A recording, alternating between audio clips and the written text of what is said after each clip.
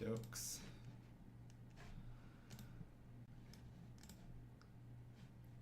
Let's do that.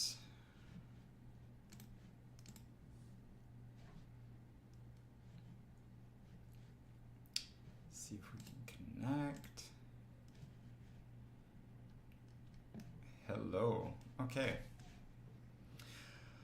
Okay, well, it looks like we're live. I'm just working on this animation and thought I'd just go live while working on some of the cleanup, since it's a kind of tedious, not tedious work, but it's a little bit repetitive.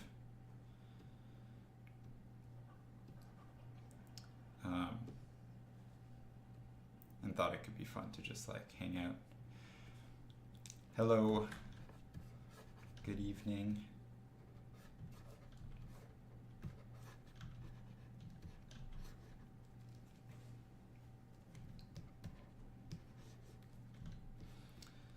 I'll let this kick off before really chatting.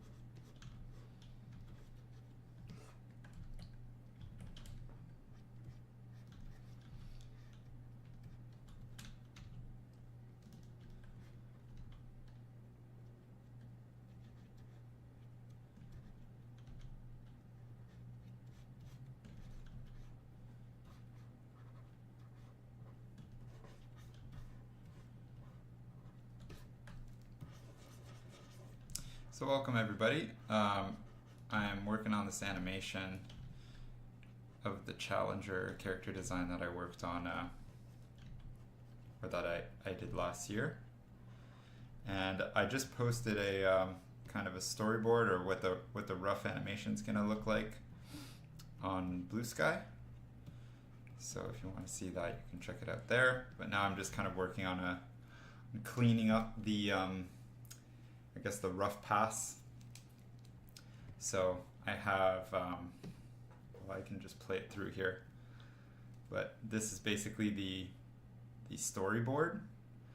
So you could say I've just started cleaning up the first few frames,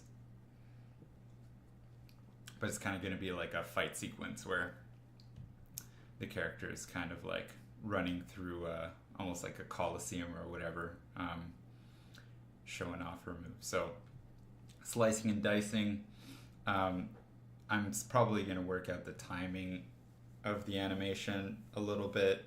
I'm still learning a lot when it comes to animation, so yeah, we're gonna work on this a little bit. So these are the first few frames that I've cleaned up, and when I mean clean up, so I'm gonna break. This is a pretty complex animation, so and a pretty complex character. So just to show you, this is the character I'll be animating.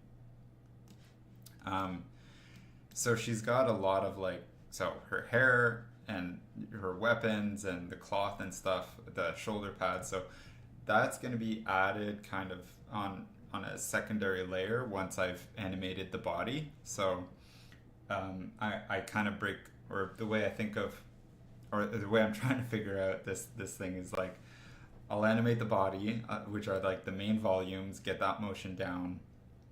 Then I'll probably animate the weapons, and then I'll do all the overlap stuff. So sometimes when you're keying animations, like you want to get your timing and your spacing and all that stuff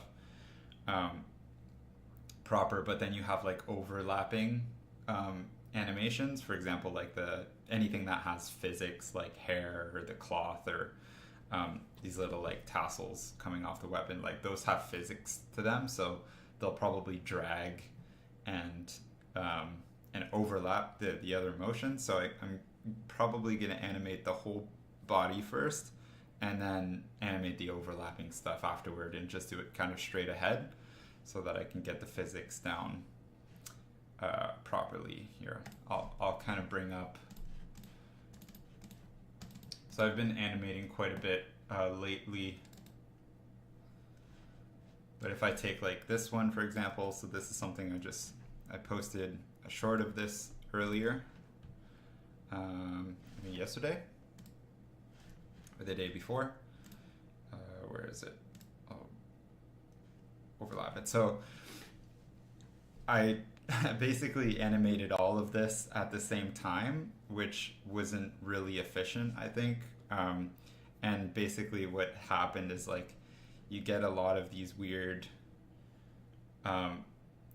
things happening, like weird mistakes. For example, like the gun kind of pops into place, there's some weird angles on the hands, and then there's some stuff with the hair that I really had to mess a lot with kind of after the fact. So what I kind of did was ended up erasing like all the work, all the animation on the hair, and then just reanimating it straight ahead once the whole head and the expressions and all that stuff were in place. So yeah, so I mean, if I kind of scroll through here slowly, you can see frame by frame. These are all individual drawings that I had to do. So so you can see, for example, like if you look at this section of hair, I'm kind of looking at the individual strands and how they move from one frame to the other, and this is way easier to do straight ahead than, you know, pose to pose, for example. So, because, you know, stuff is moving dynamically. So in this case, like, you know, there's like a pop here. So the hair kind of flicks up, and then we have this, these strands that are overlapping the main motion. So we have the pop and then the kind of follow through of the physics. So yeah, I figured that all that stuff is going to be easier to animate a little bit later. And the same thing for like the weapon here. You can see that in the first couple frames. So where is it? If I go back up here. So these first couple frames, we can see, I think I got the rotation of the weapon really well. So it looks really 3D, even though I'm redrawing it with slight rotations to the perspective. So this is a really good perspective exercise. And then we have like, you know, quick, like snappy motion up to this pose. I probably should have held it a little longer to make that, you know, a little bit more noticeable, but I don't know. I'm still learning about timing. But then down here, you can see it kind of rotates a little bit weird. So I think that I could have been more subtle with the rotation. But yeah, the spacing on the weapon, just for that 3D motion kind of, I don't know, I could improve a lot on it. But same here, kind of rotating up, and then there's the pop again. So learn from my mistakes, and we're doing round 2 with this more complex one. So yeah, so in this case, I'm just figuring out all the poses. So I'm animating right now almost all on 4s. So the spacing, I'm getting all the key poses in. I haven't made any notes or any timing charts on my poses so far. I'll kind of wait for the to finish up these roughs. But yeah, so right now I've done basically the storyboard, and now I'm kind of cleaning this up. So basically trying to get the volumes and stuff right. So what I do is I kind of clean up the drawing, because basically this is how it starts out, and I want to kind of get to this stage where the volumes are a lot more fleshed out, and yeah, just get stuff in perspective, get some anatomy in, basically do all the shape design so that the silhouette and the shapes read really well. And then yeah, I mean, animation's a long sort of process, so I'm just kind of taking it one step at a time. So we kind of have this pop of the arm from this pose, actually here. So the arm's kind of punching out. So I kind of want to exaggerate some of that, some of those shapes. I'll kind of hyperextend the arm, I think, a little bit. And then here we have the leg, which I'm going to bring up. I really want to exaggerate all these poses and try to maintain the volume as best I can.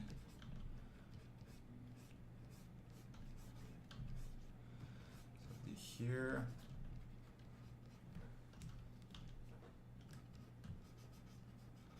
Kind of get this like slide out of the foot, almost out of frame.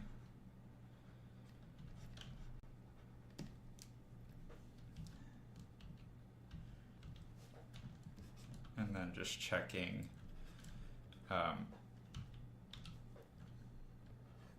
you know, flipping between the previous frame and this one to check and see that the motion's kind of consistent. Here, hamstring is going to be pretty stretched out.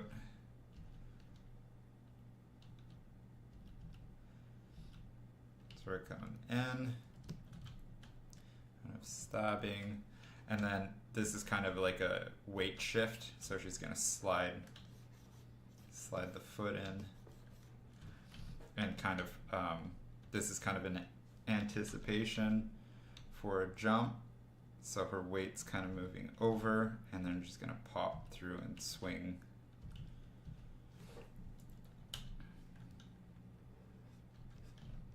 So kind of get that flexion.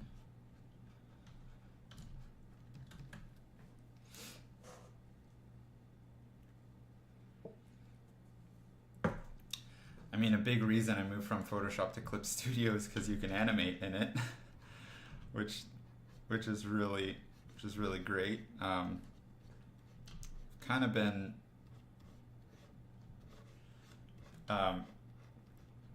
I've been looking for new challenges when it comes to creating art. So, like in the beginning of the year, I messed around with rigging a lot. Did some 3D stuff.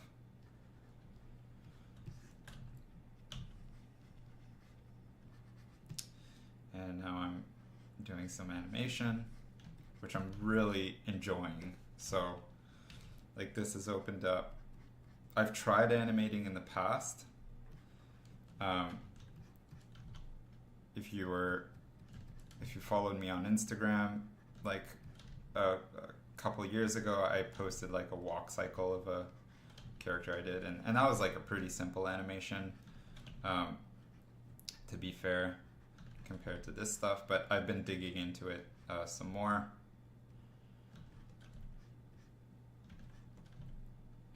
And I think with the more stylized art style that I've been developing, it just fits with animation really well.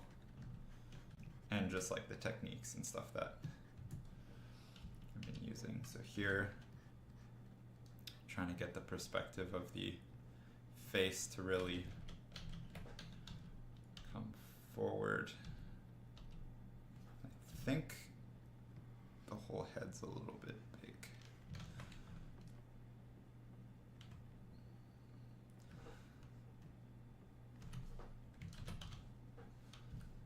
So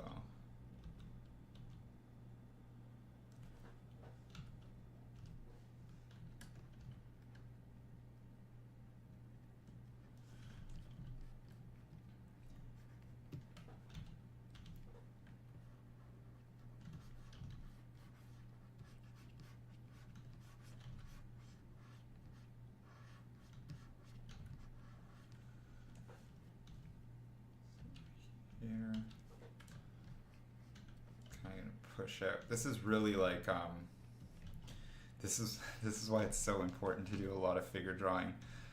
So I'm not using any reference for these poses, but I would not be able to do any of this if I didn't have years of figure drawing under my belt.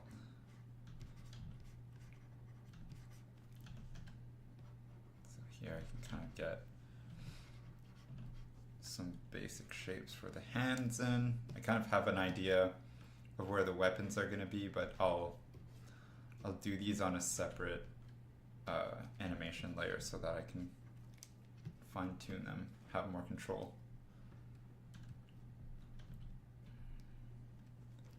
And these, I'm not drawing the eyes or like these aren't the final eyes. I'm just putting these lines in for placement. Especially when it comes to like subtle shifts like this, I want the placement of the features to stay consistent, or else they jitter and fly all over the place. And that's really hard to fix that. So here I kind of want that sort of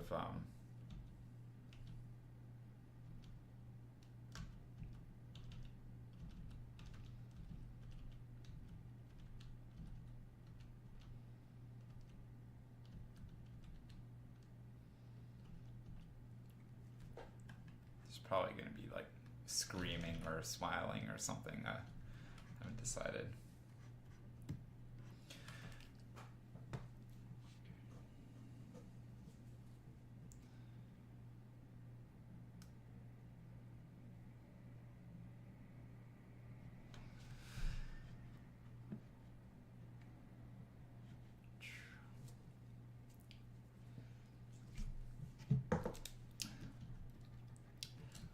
Congrats, Yumka, on your first commission. It's a big step. And good luck with all the stuff that comes with taking commissions, like getting paid, and all that. I have never run into an issue. If you screen your clients and stuff and don't take sketchy commissions, then you should be fine.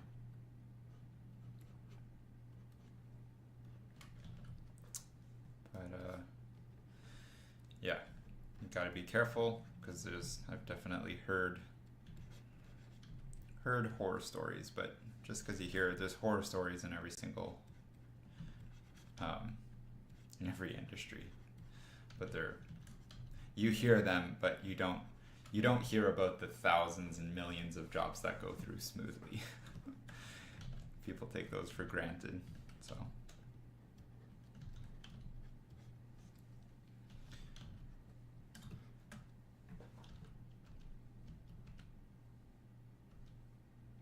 okay, so here we're gonna have that shift.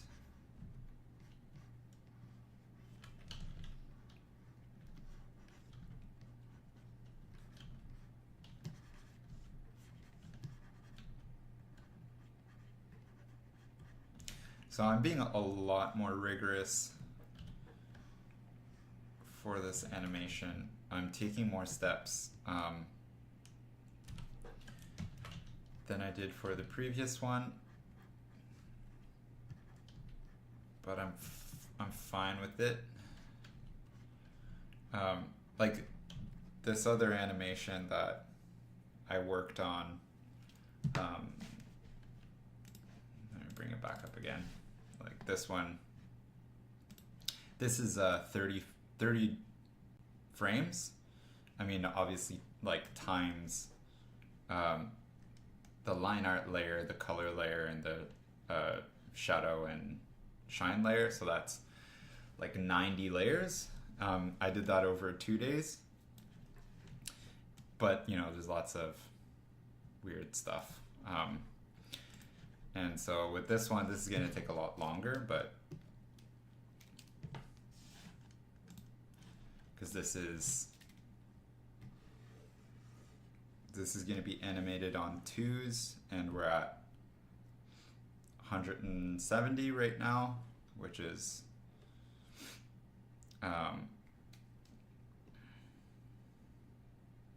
close to 90 frames, 85 frames, probably 90 because there's some fast moments that I'll probably animate on 1s, and then multiply that by, so I'm gonna do a storyboard, but that's only like 40-ish frames.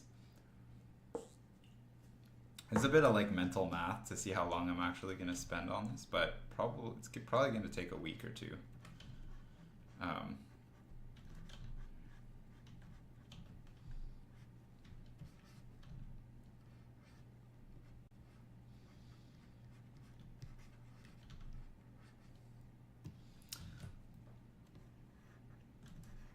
gonna stretch.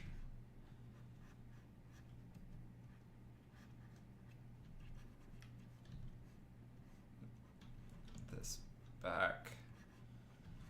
I don't know what the range of motion of the shoulder is, but I can exaggerate stuff. It's an animation.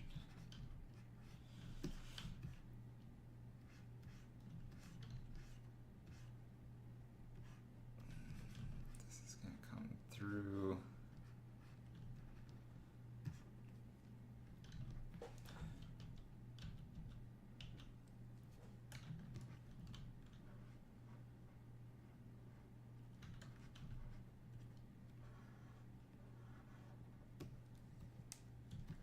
This is a weird frame.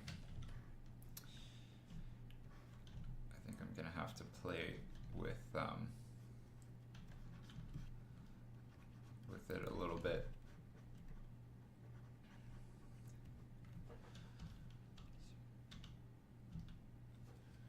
Maybe bring your head up a bit more.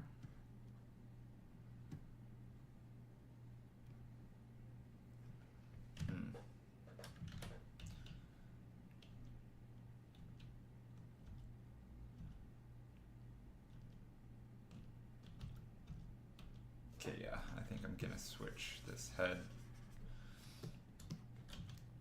And so right now I had it going over like this, and now I think I'm gonna have it wrap under. So basically something like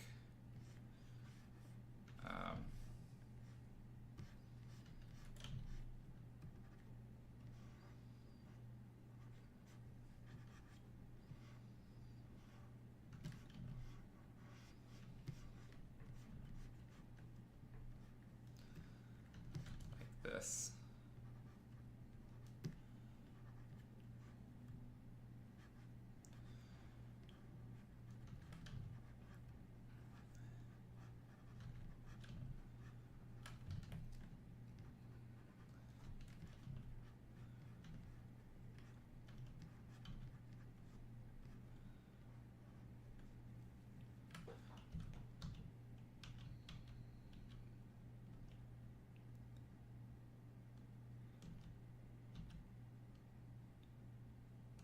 And I think for this frame I'll actually change the head because this is going to be a weird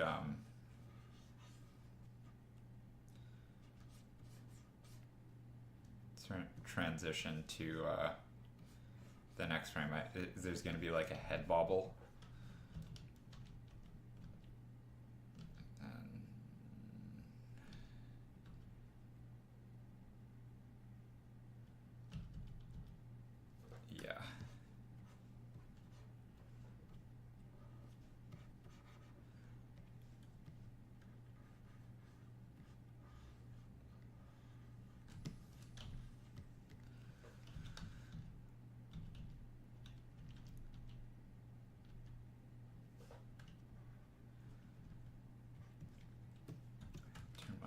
Skin off so I can see what I'm working on.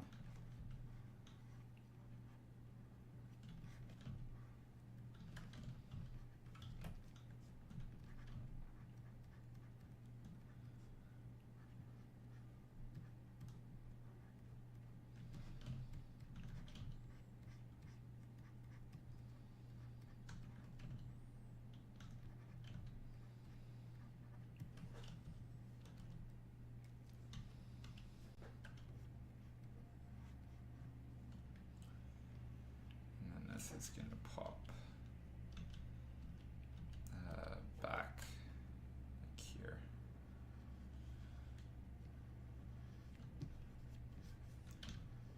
This is a hair bun.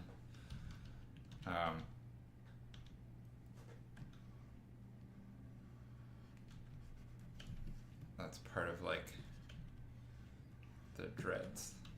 It is gonna have some secondary motion to it, but you can see it's easier for me to animate it just straight ahead, and it's gonna pop up.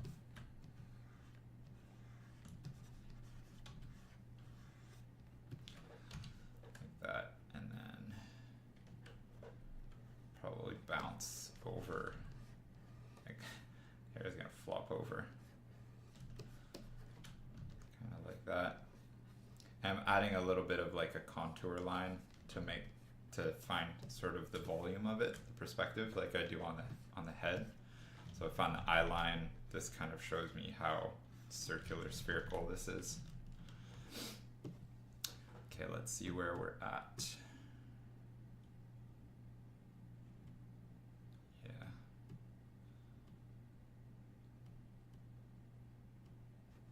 Okay, so we have the kind of jump.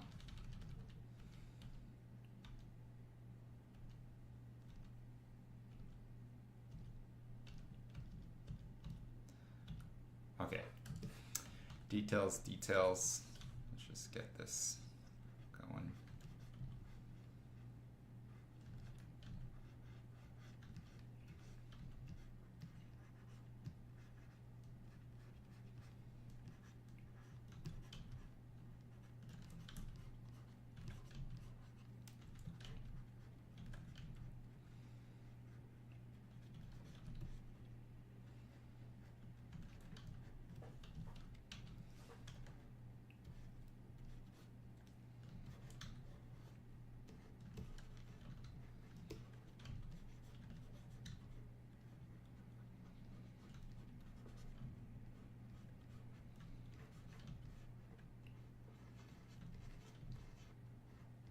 The knee pop out, so the leg's a little bit like foreshortened here. So here the leg is quite big. You know, it's being foreshortened, it's coming through in perspective. So here I'm probably going to make the knee a little bit bigger, just to have that kind of pop forward.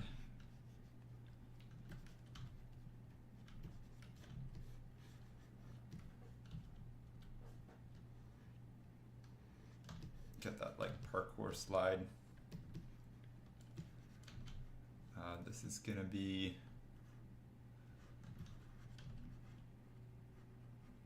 probably have the hand come up.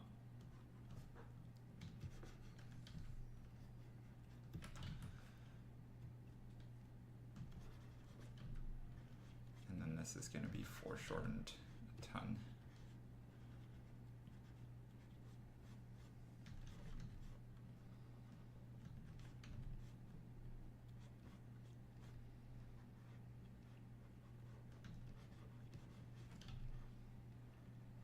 Again, like I'm giving myself information by adding a contour line around this. She has a kind of like Mai Tai bandages or around her shins and stuff, like wraps around her foot. So that'll turn, those contour lines will turn into that eventually.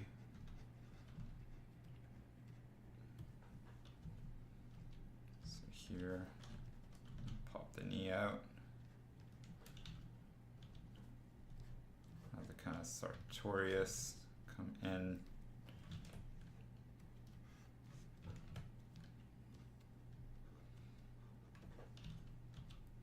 I think we want to keep that foot in the same place, basically.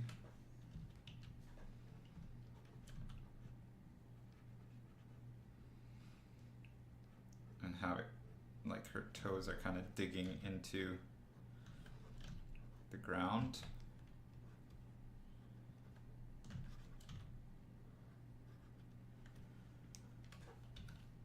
So here, and then this back toe is gonna slide.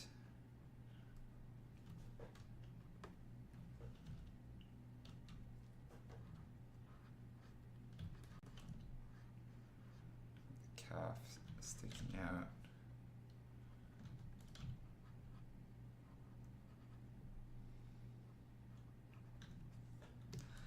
I always think of like, so some of the animation that I like the most is from Tarzan, and I mean, since I've started drawing in a much more stylized way, I've been looking at quite a few Disney films to kind of learn some of the shape language. And I mean, I know a lot of people, they go to like art college and they learn that like Disney Pixar is the epitome of all stylization, and that, you know, you shouldn't waste your time learning other stuff. I don't believe that's true. Although they do some stuff really, really well. So, for example, I was looking at like Atlantis. Atlantis. And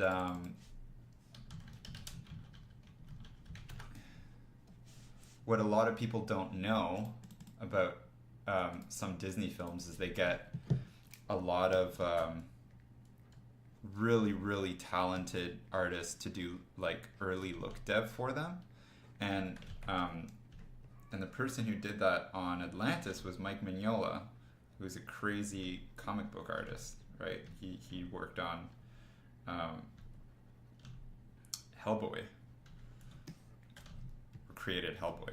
So that, like, his art style is embedded in Atlantis, in that film, in the way that they do shape design and all that stuff, and you can see like his early ideation. So I was looking at some Atlantis films, or some Disney films for that. Like I've looked at the look dev for Lilo and Stitch, and which is a lot more rounded, but still really interesting. And so when I do my shorthand for anatomy and shape design and that sort of stuff, I really try to pull from what I learned from those.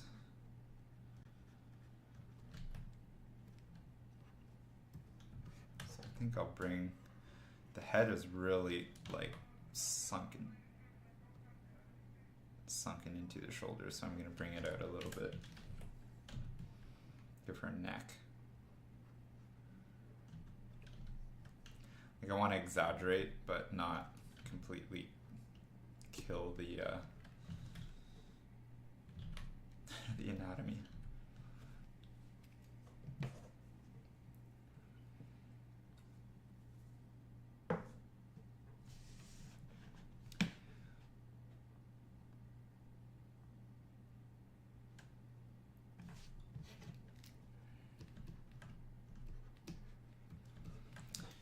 Okay, here.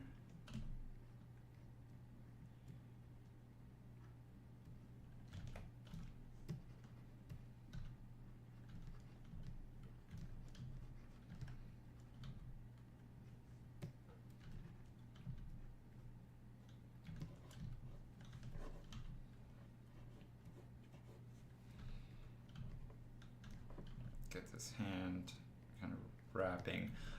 Like I don't know if I mentioned earlier, but stuff like hands are really specific to, you know, how the weapon is drawn. So I'm gonna animate the weapon once the body is drawn, and then animate the hands once the weapon is drawn, so that I can like kind of shift the grip and do all that sort of stuff like that. So kind of secondary motion. here, boom, boom.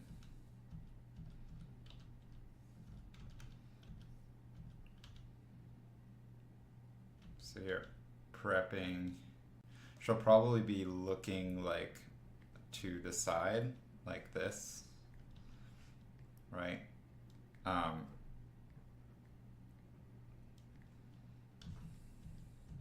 Just to give you like an idea. So she's like here, kind of looking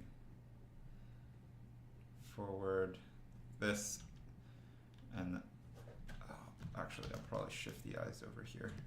You can see I'm just putting like little dots, but it really helps with like prepping here, and then I'm gonna bounce out.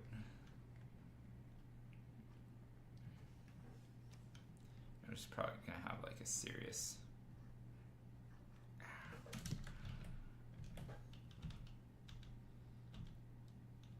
right, and then pop, swing.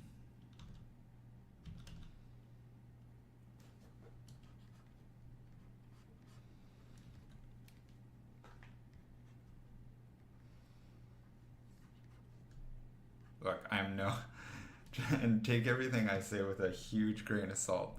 So I'm not a professional animator. Like I learned this stuff like last week.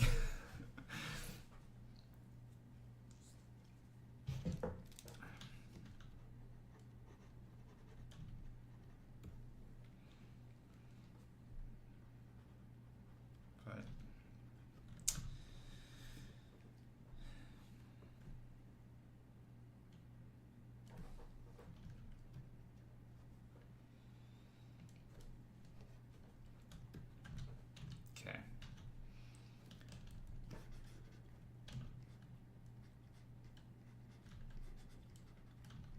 Let's get this in, so we'll get kind of the rib cage. Kind of have the boobs sitting on top of the rib cage. Those probably pretty high.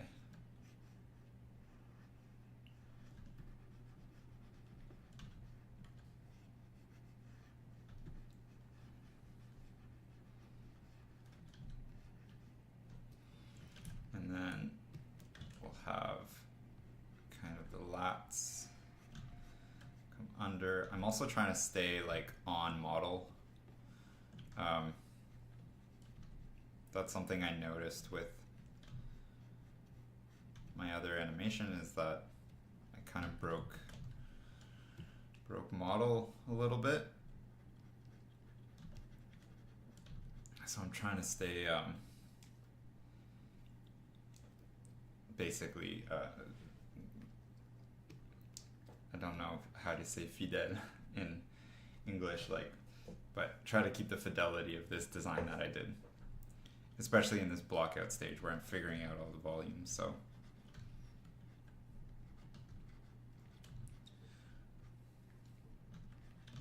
I don't have that reference up on another sheet, although I probably should have it up on my other monitor. I've just drawn this character a lot now.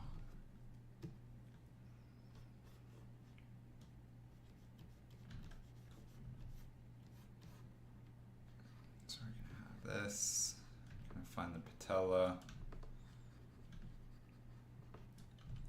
and then here we can find the other knee.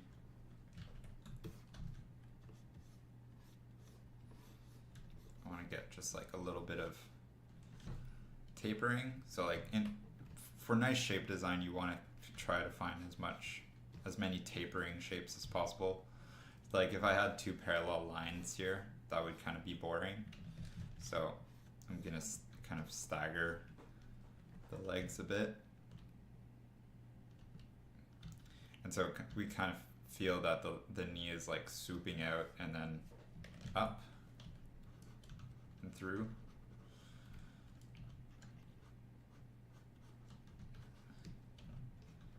So stagger knees, stagger the feet. Then here we're going to have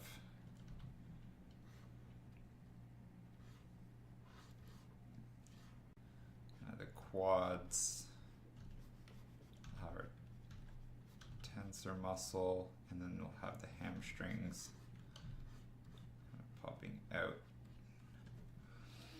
underneath.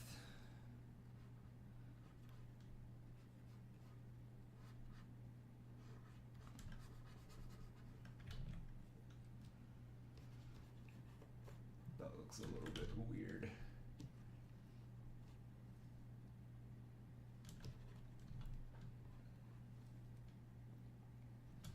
I think the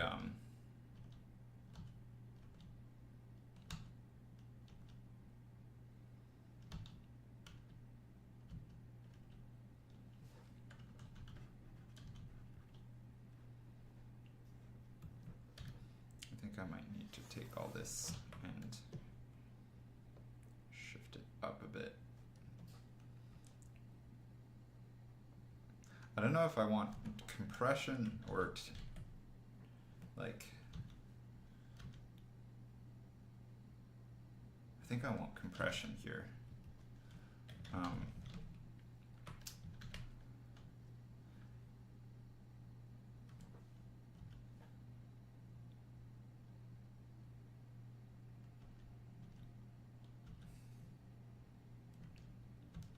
It's kind of hard to say. Like, this character is coming in.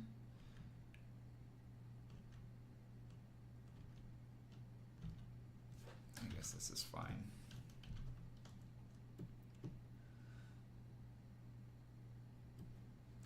I know it looks very jittery, but it's because I'm still on 4s.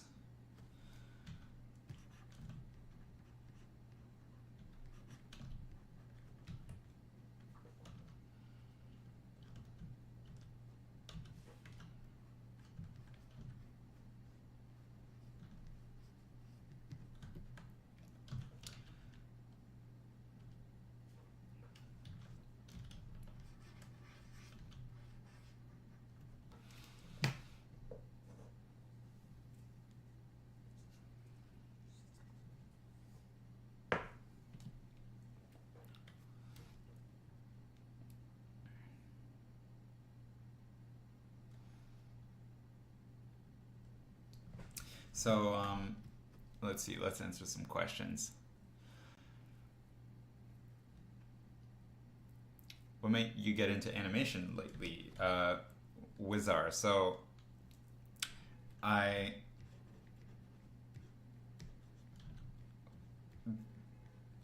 that's a good question. I think there's let me think about that. So I like drawing characters. So here's the deal. For the longest time, I don't really know why I do art. When you look at the stuff that I like and you see what the industry of the art industry looks like, there's very little overlap. Like, I don't play video games. I've never played video games. I gave my first consoles to my brother after playing with them for like 5 minutes.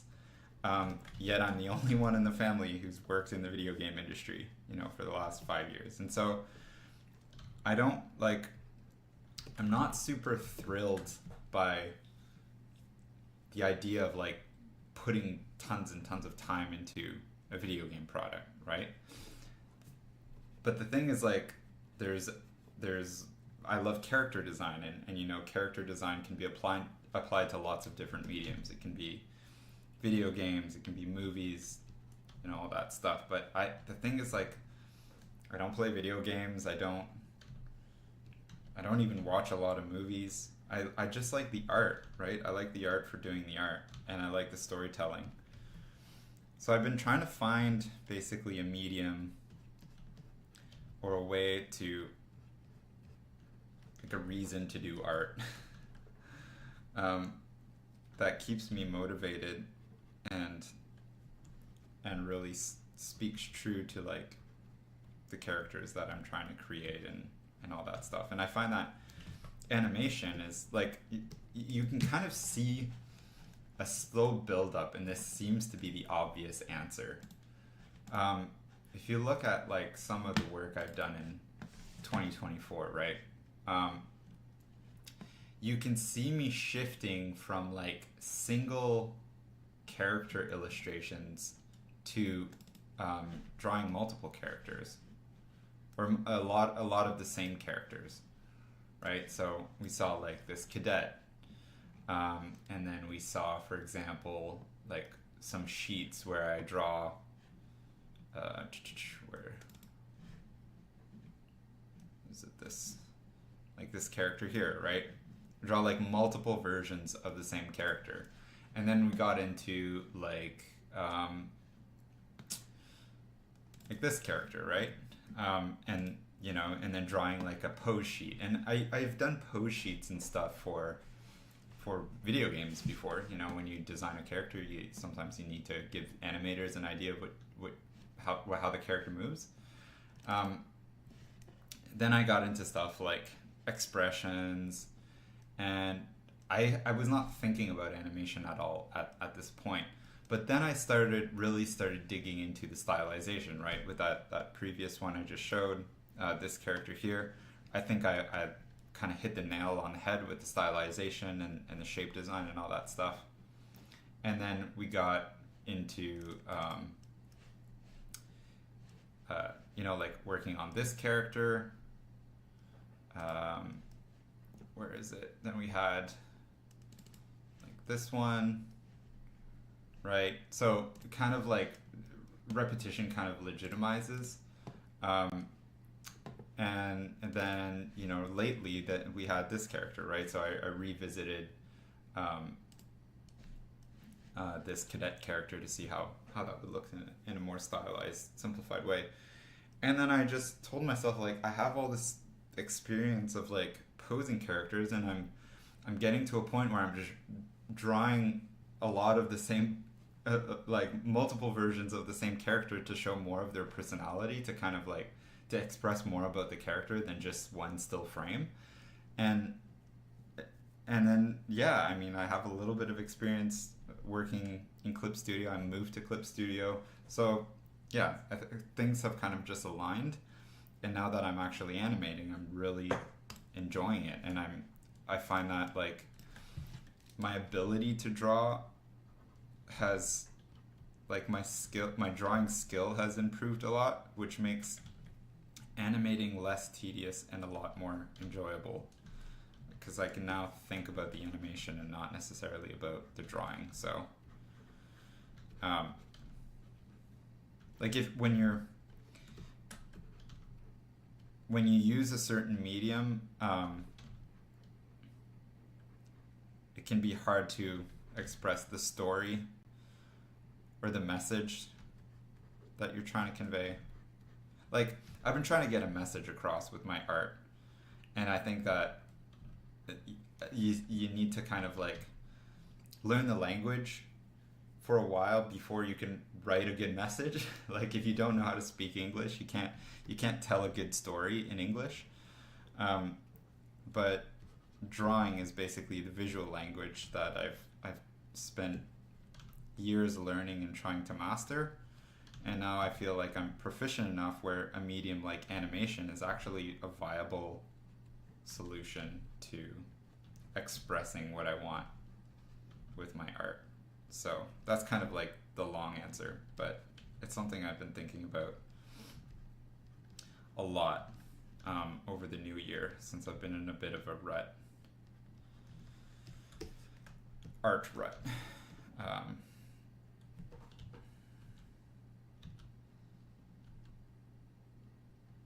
don't know if I want to lift this leg up or not.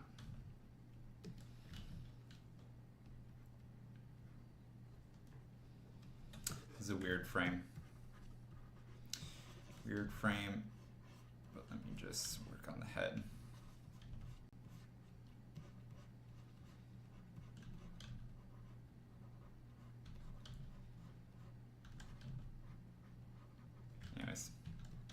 feel like that was a long-winded answer for a simple question. Okay. Yes, faithful was the word I was looking for. Thanks.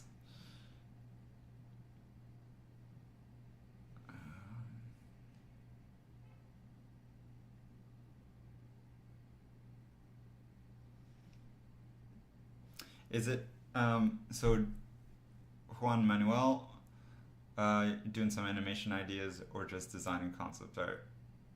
Is it hard to make the crossover and learn this new skill? So the foundational skills are the same whether you're doing illustration or concept art. Like I just explained, kind of the drawing is the language that you're trying to learn, and you need to master it no matter if you're doing concept art or illustration or animation. The medium is different though, and there's some particularities to animating. Like you need to learn about timing and squash and stretch and anticipation and time, like spacing, and all the principles of animation. So that's the kind of like theory though, and theory is easier to learn relatively. It can take like it takes years to master drawing, but it can take a matter of weeks to learn theory. So obviously you need to put it into practice, but the practice is the thing that takes a long time,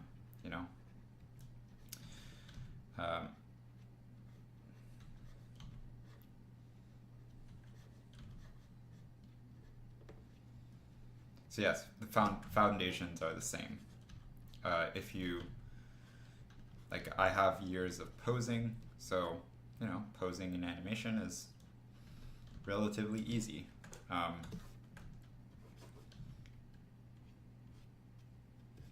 If I didn't know posing, sometimes I'll use reference every once in a while to get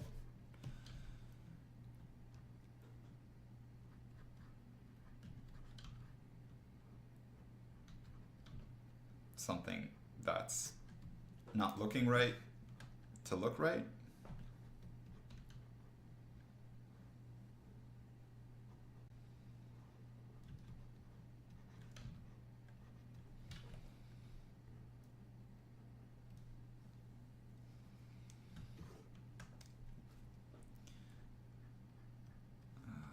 Okay, so here, face is gonna look kind of up.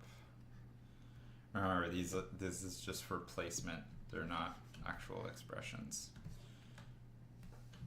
So here, this is an actual expression. So here, I think I'll leave the hair out for now. Kind of just keep it simple. Get the ear in. Bring the collarbone in so we can get that overlap in the neck.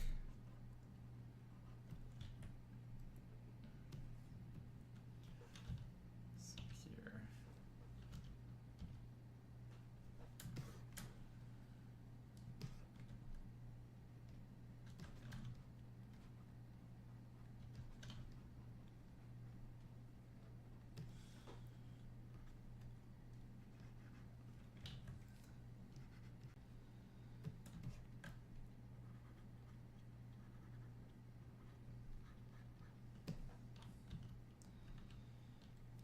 Trying to get that like twist in the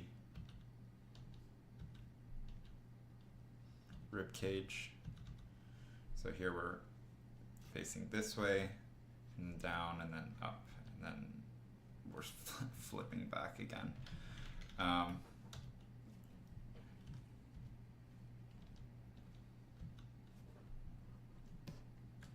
Okay, I'm pretty happy with this. Finish up the shoulder here, maybe separate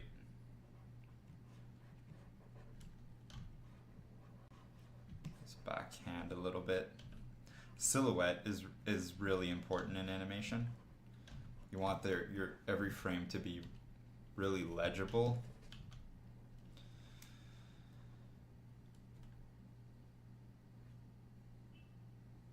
I think, yeah, we'll do grip down.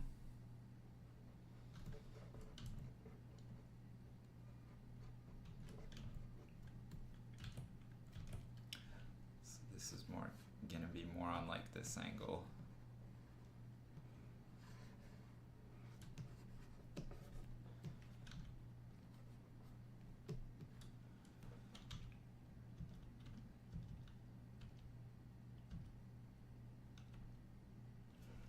Maybe like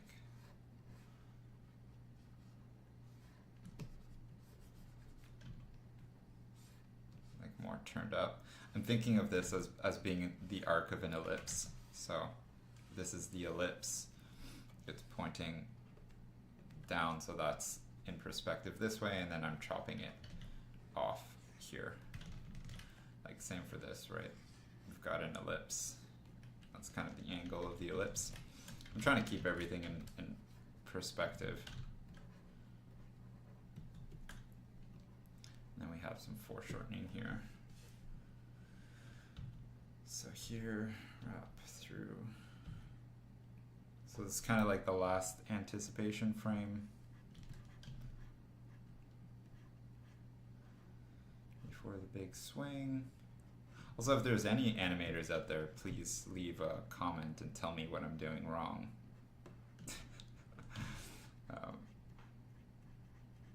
I'd love to hear it from some pros. Tell me I'm spending way too long cleaning up my frames when they're just roughs.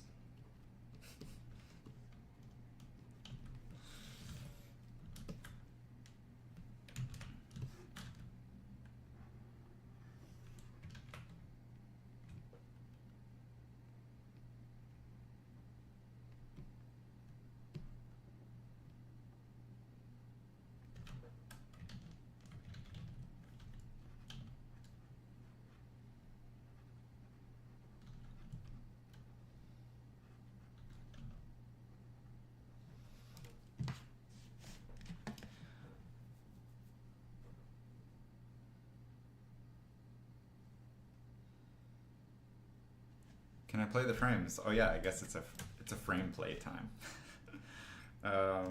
Okay, so I've got 1, 2, 3, 4, 5, 6, 7, 8, 9.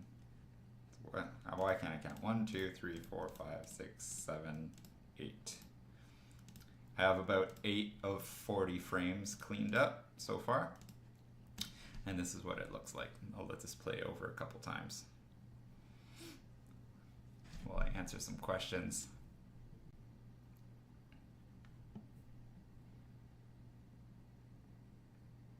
How long do you see yourself working on animations? Could it be something you learn to love more or still practice more on? I mean, I definitely want to learn animation, and it's gonna take a while, so I think it's something I could do. I wanna learn on the side. I mean, I don't want to do it professionally right now. Maybe eventually once I'm proficient.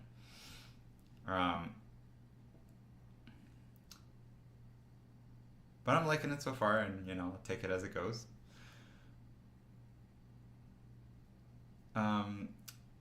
Siddharth, any other alternatives to Photoshop? Absolutely.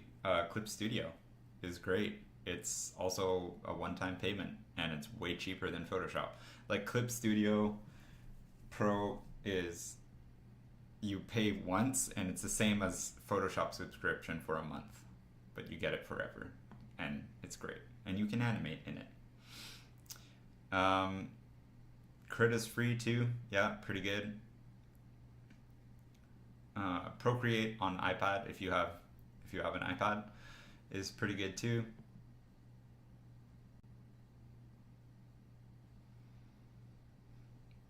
I'm a novice in animation, but spending time on roughs is going to help you later. I hope so. I mean, it's in concept art and illustration, spending more time on your sketch can save you hours down the line. So that's kind of where I'm coming from. or my idea for it. So I have a rough, and then I have a cleanup rough, and then I'm gonna do all of my secondary and overlaps roughs, and then I'll do a clean pass over everything.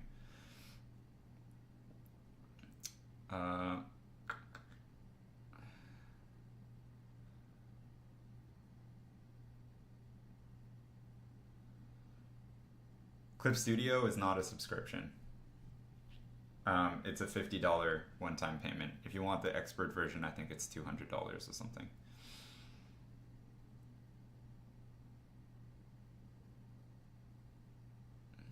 I didn't know you could animate in Krita. That's kind of cool.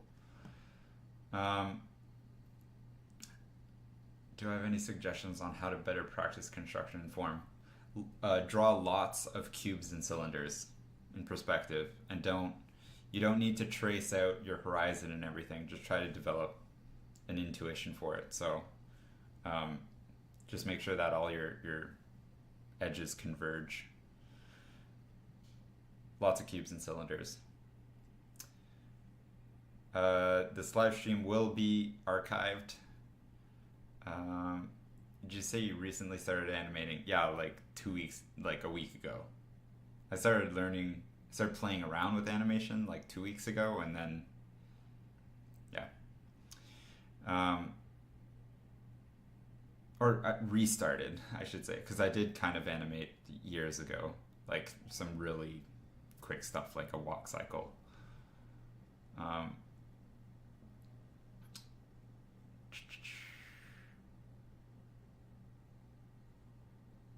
Okay, I think that's it for questions so far.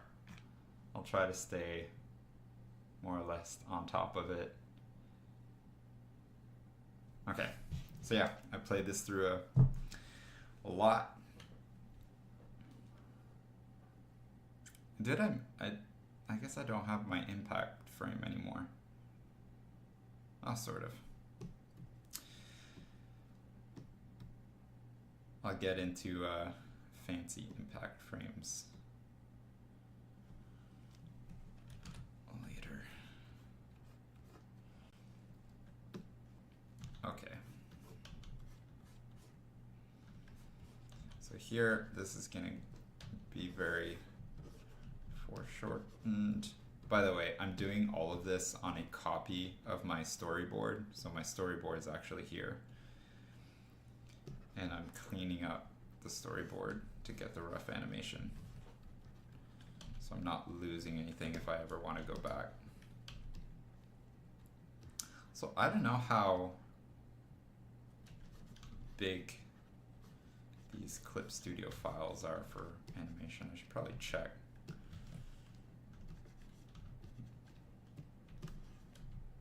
Okay, so here gonna get a lot of twists in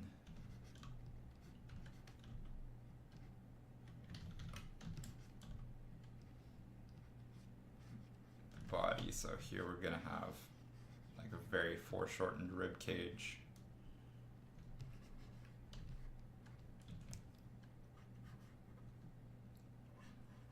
Very foreshortened arm. This is such an anime frame. Get some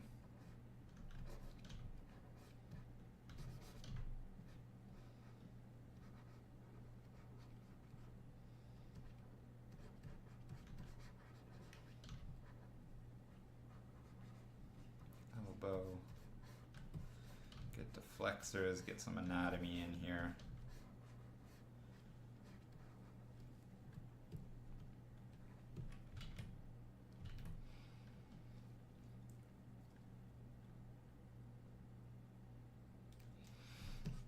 Kind of closing my eyes to visualize the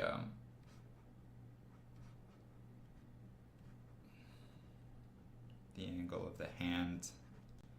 I kind of want like really tight grip on the weapon. I think I'll bring this out even more.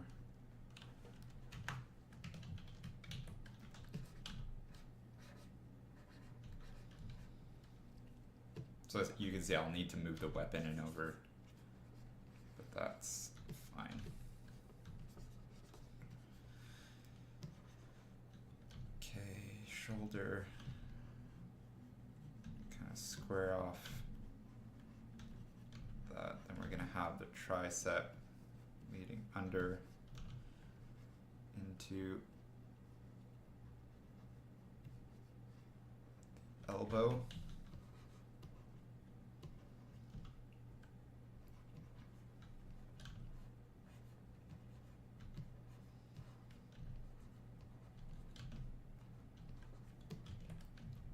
Even if this is stylized, I'm still, the anatomy is really important just to get the shape design right. So now I have some interesting shapes.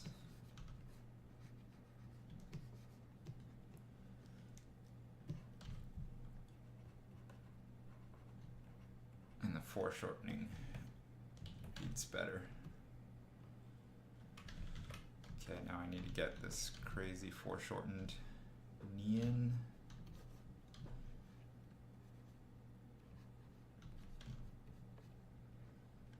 So this is here, then we'll have the hamstring.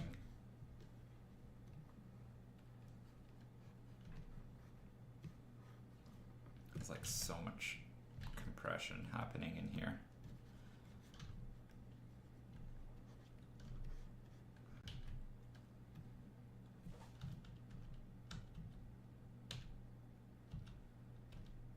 Kind of letting this leg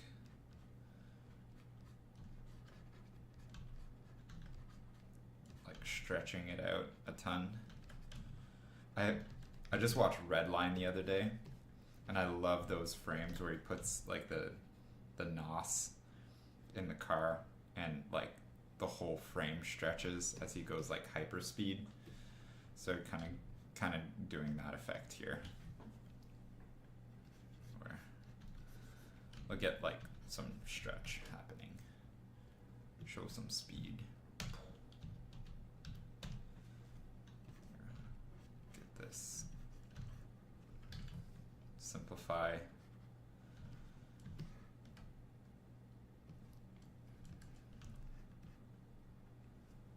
This here.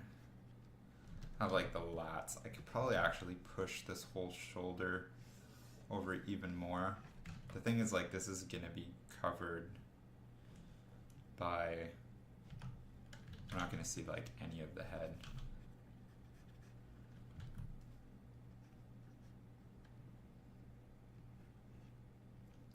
So this is gonna be completely like turned away. Man, this is a tricky frame. This is completely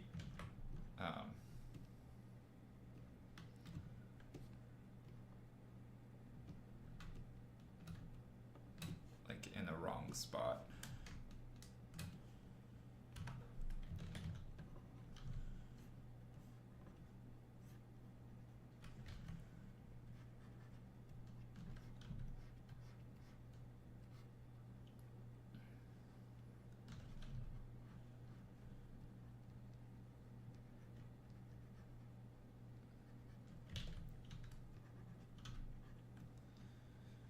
This is going to take some work.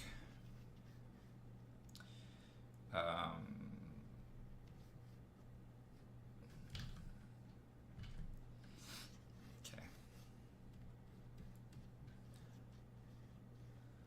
Again, I'm going to use like these contour lines to kind of find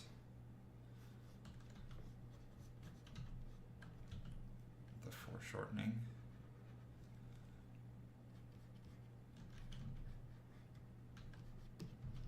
Square the knee off.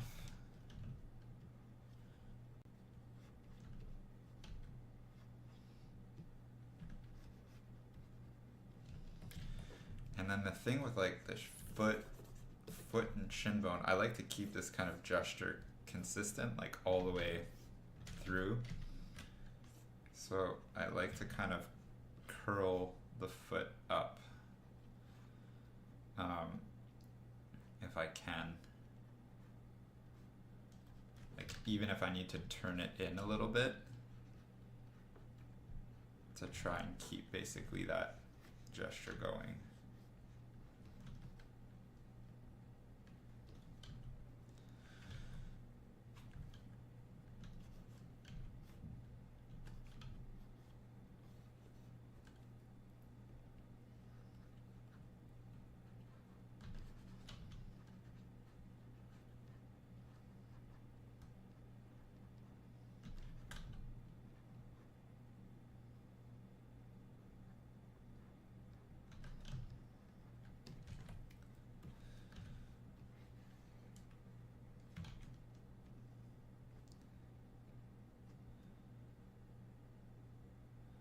This character is barefoot, so I'm gonna need to spend as much time on designing the feet and getting nice shapes for that as I will for the hands.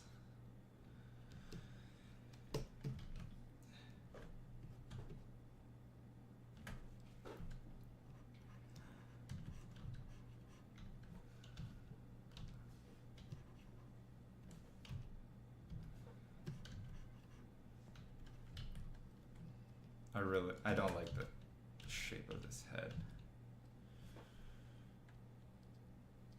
I don't even know what's happening with the other arm. Oh, it's back. It's way back here.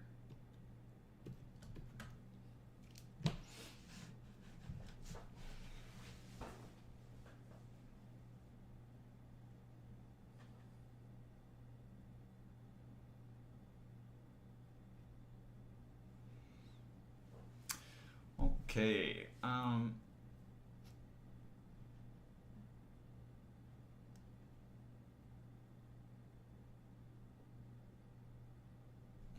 I haven't tried April. I haven't tried Clip Studio on the iPad, but I don't really like any applications on the iPad.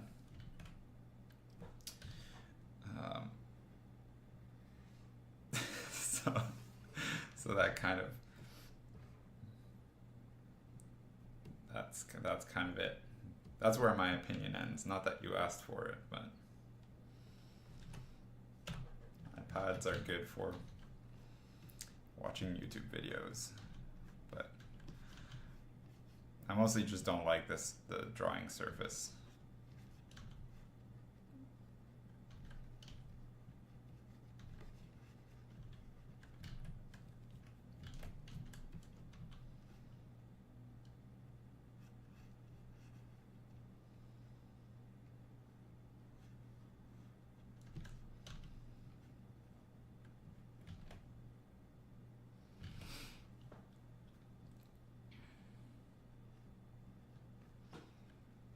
Trying to get some like moving further and further away from a decent frame. I think the head's really throwing me off.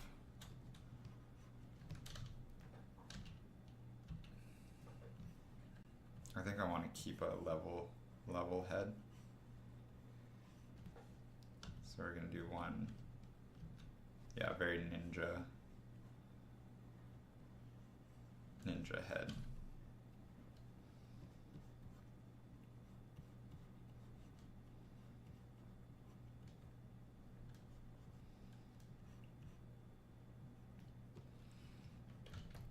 And then we'll have the other arm.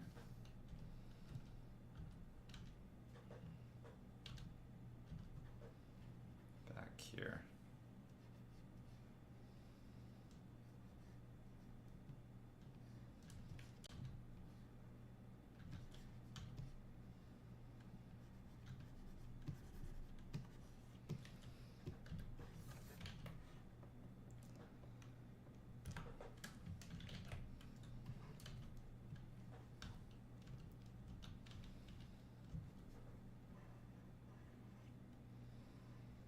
Okay, I'm more happy with this. And have the hair bun kind of flying out.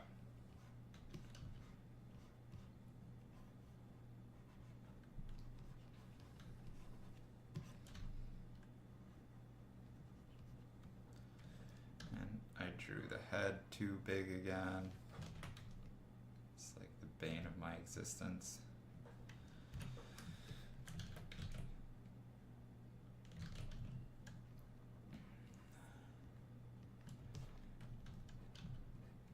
If we want to see this eye, I'm going to have to move the shoulder pad over. Because this is the shoulder pad, which now doesn't make sense anymore, but okay, that's kind of a cool frame. Add a little bit of line weight. Bring this forward.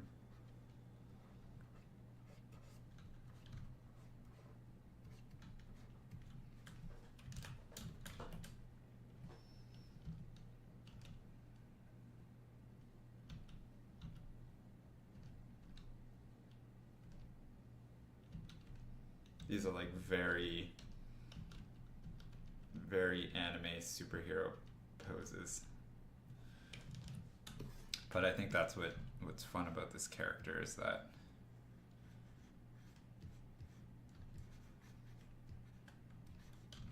I can do these sort of things. Oh, freaking another really tricky frame.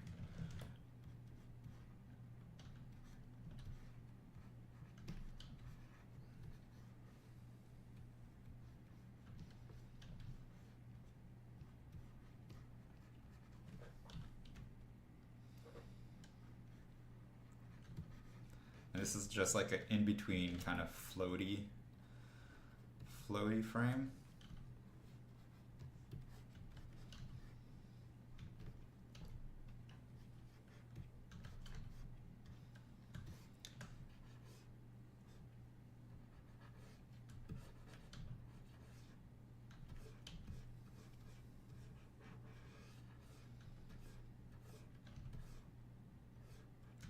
Okay, so people who are kind of just popping into the stream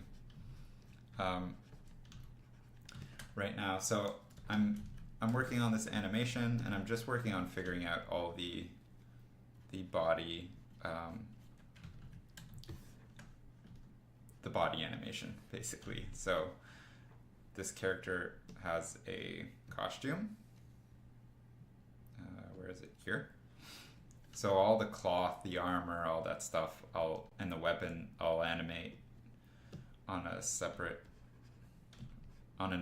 pass, or third pass, I should say, because this is my second pass. And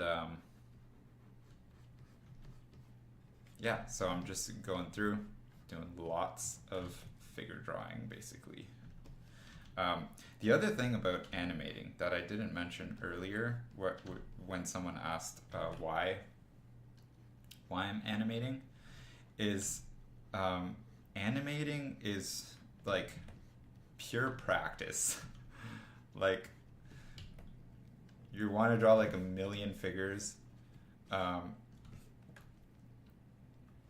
start animating. Because like that's all there is to it. It's like you're drawing lots and lots of figures, lots of poses. And you need to kind of be like pretty creative with it, you know, fill in the blanks and stuff, because yeah, you're not given all the answers, unless obviously you're like rotoscoping or something.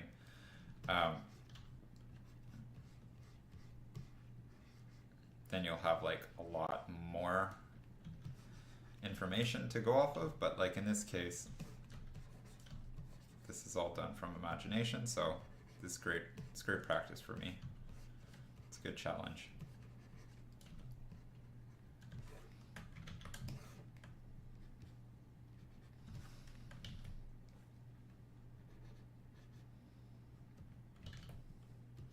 And I know I'll probably make some like weird anatomy mistakes and stuff, but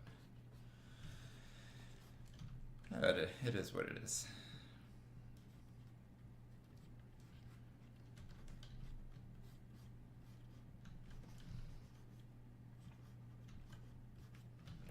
I trust that like with enough passes, I'll be able to iron out most of the kinks.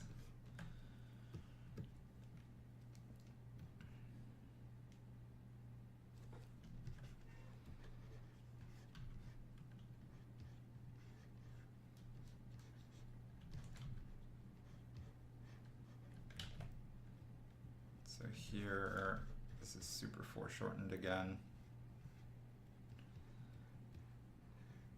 See, like adding a contour line like that really helps place this in perspective, where it would otherwise be pretty difficult.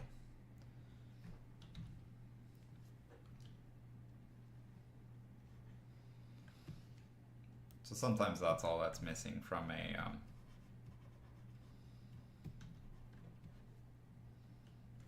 drawing that's really foreshortened, is just a little bit of contour.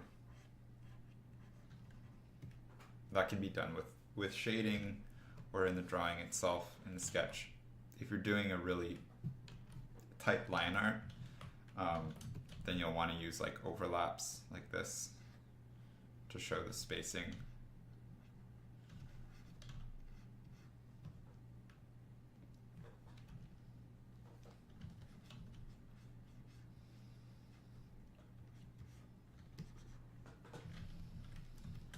Hips are weird. Hips are difficult.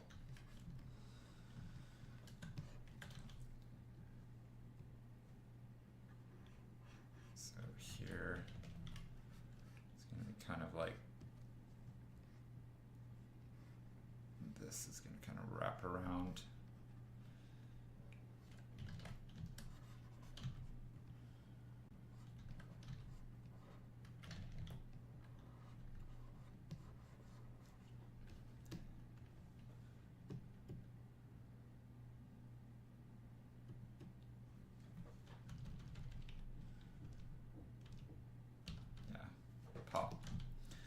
Pop. I might play around with framing too. You can see this is the frame that I'm in. I kind of want this to be a full frame Spider-Man pose, so I don't need to draw like everything that's outside the frame, but it can kind of be fun anyways. Just finish off in case I want to resize things.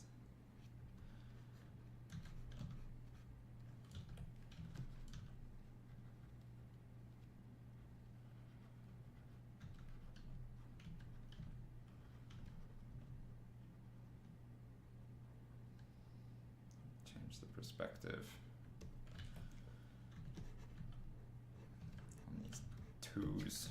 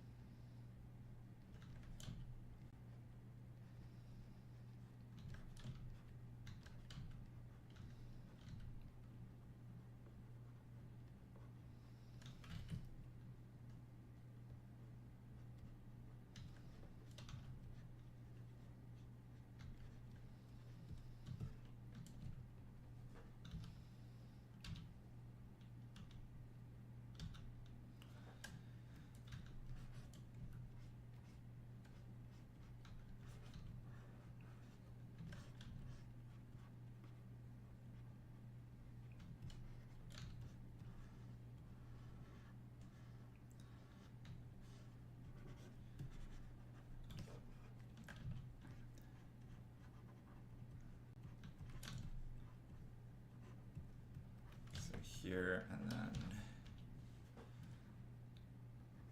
try to get some of this shape design that I had in the previous frame to come over. I don't like this.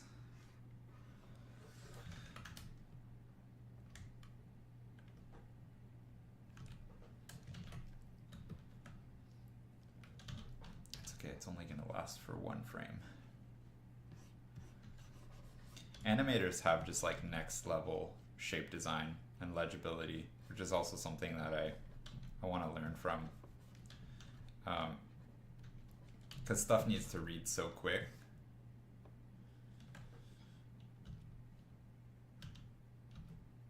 Forget what was happening here. So jump.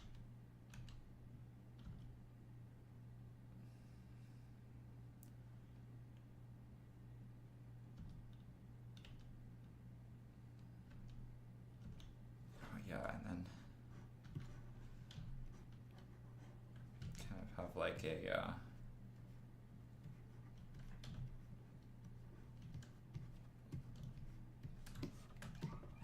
like this is end of the swing and then anticipation for the landing, and then we're gonna have kind of like a impact frame, and then the camera moves back as she leans over to start her dash, and then we get this like running sequence where she's slicing through the air and get the pounce.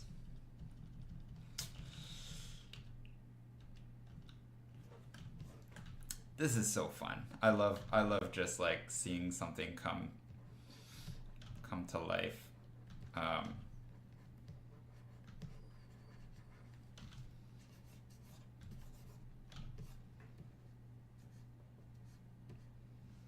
Come to life like this. Like you can't. There's no medium that compares. I've always liked seeing my stuff like working in a game studio. Once your character gets like rigged and you see it animated, it's like just breathes life into it. It's so cool. So even though this is like really rough sketches and stuff, it gives a good idea of like what it's going to be all about. This hairline's too low.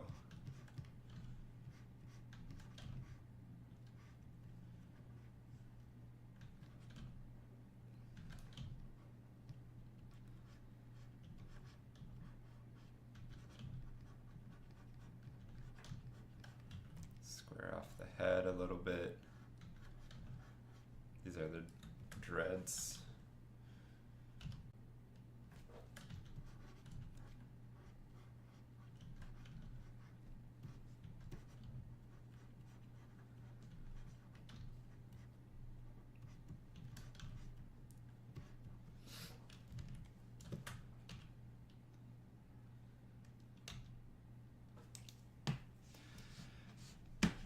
Nice. Okay.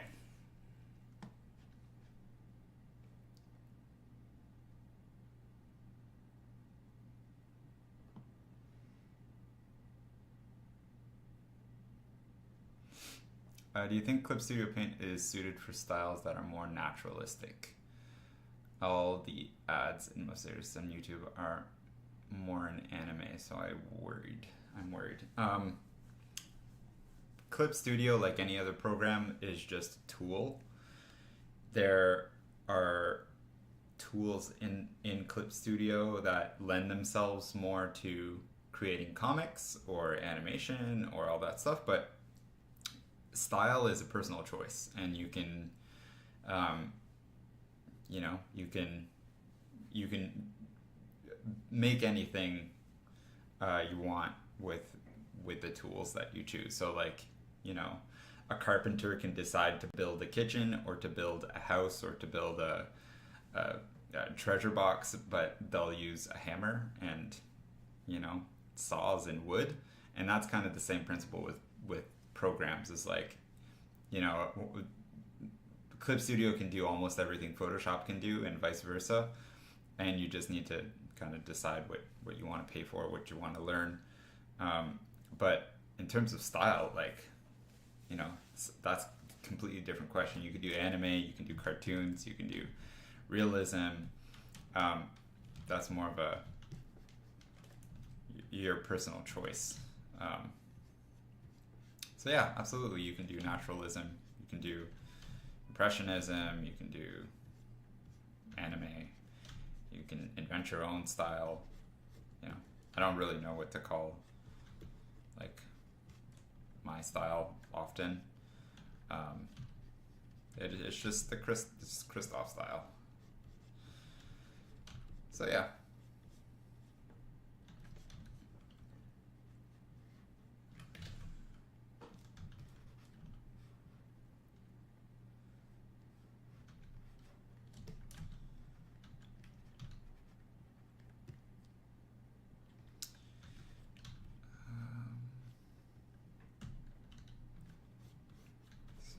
Here.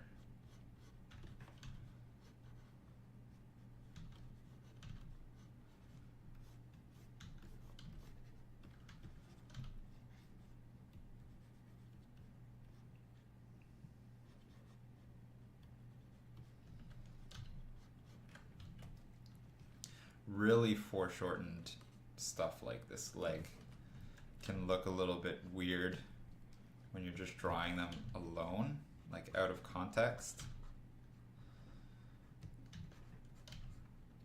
But in context, you kind of get that, like here, we're traveling down from this point. We're going, it's kind of moving down across like that.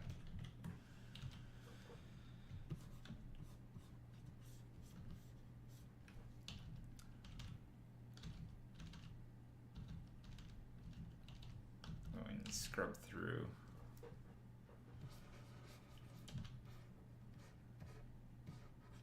It makes more sense.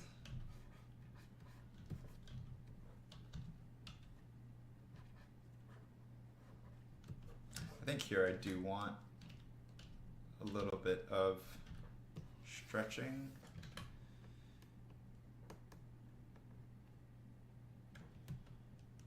I'll stretch the torso out just a tad.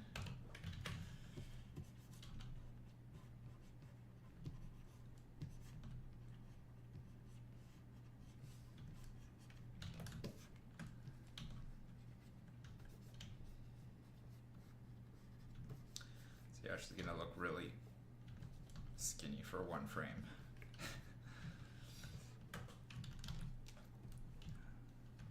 But we're going from this like very compressed position to elongated to compressed.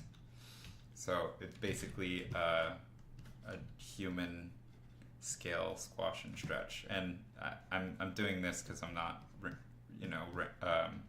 animating something super realistic. I'm kind of going for something more stylized. So I'm gonna exaggerate stuff.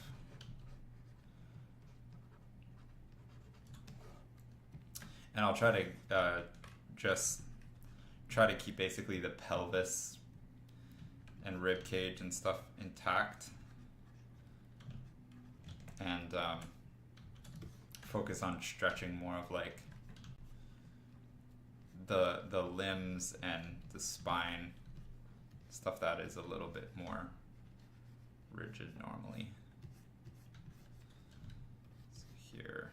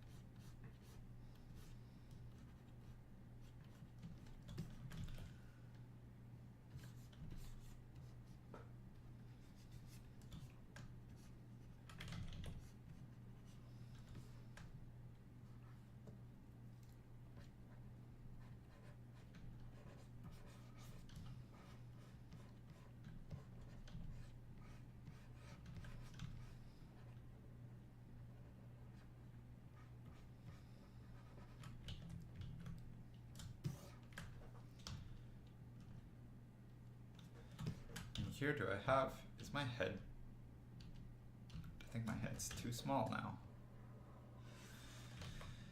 Bring it up a little bit.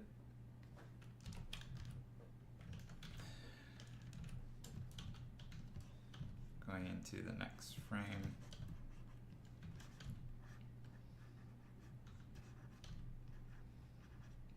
super foreshortened arm.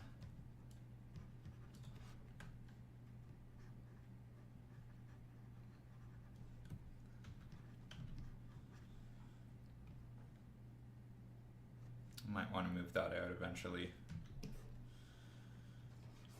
Get rid of these are like motion lines.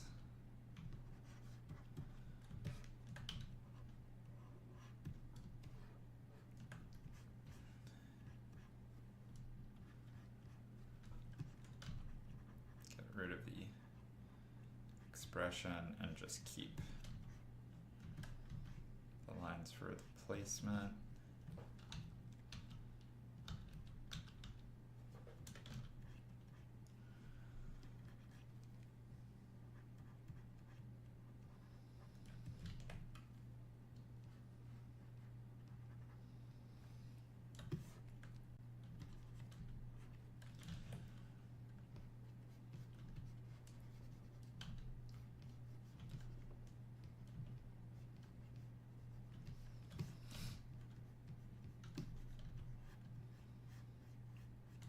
This is kind of like she's waving her arms to kind of get her balance or anticipate the landing.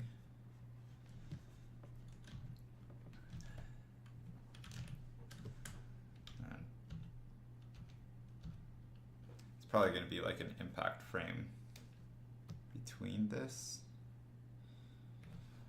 Okay, so here, I think so right now the gesture is a little bit awkward.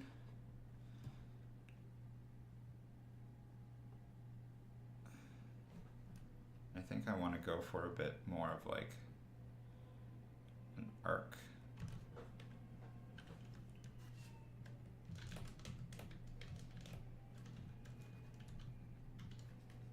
And kind of just try to basically keep all this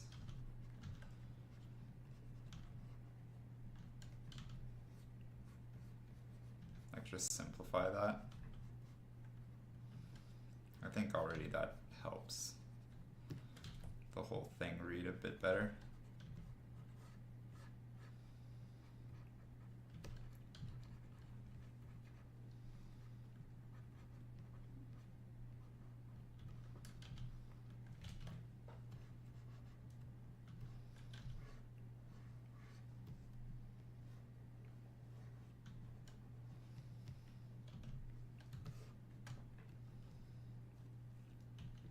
Crotch is really low.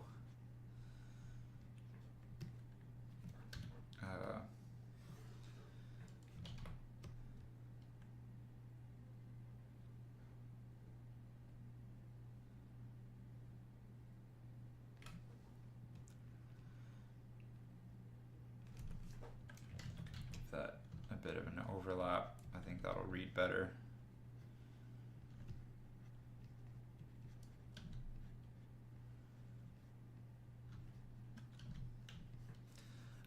I think this is right, but I'll probably revisit it.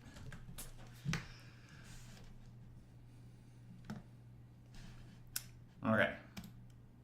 More question time.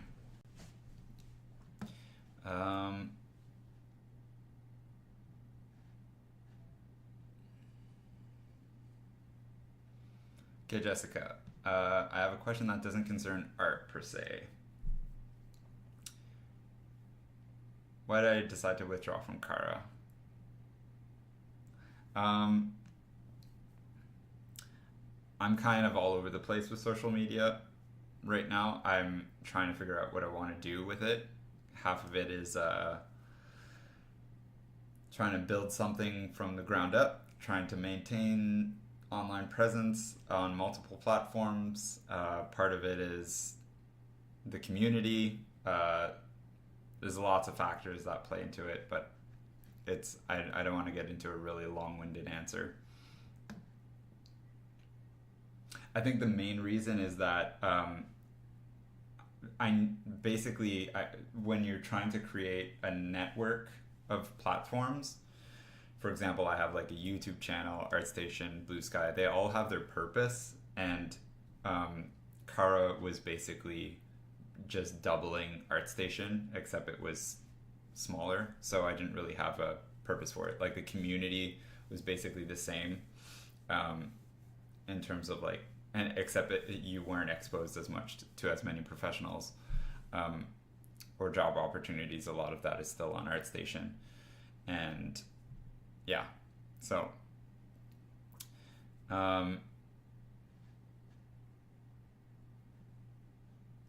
okay. Having trouble with calibrating my pen pressure on my graphics tablet. Should I adjust the pressure on the drivers and on CSP or only on Clip Studio? Reset the driver calibration. So first of all, I would calibrate your pen. Calibrate your pen in your Wacom settings. Then in Clip Studio, make sure that your tablet pressure is turned on. Then you can change your settings in your Wacom properties here. So you can play with your tip feel a little bit. I have it set to this, but this really depends on your hardware. Like from one tablet to the other, this will be different. So for example, like I had the same Cintiq at home and at work, and I had these set to different things, because it's kind of like factory settings, depends on its hardware, right? So it's not super consistent.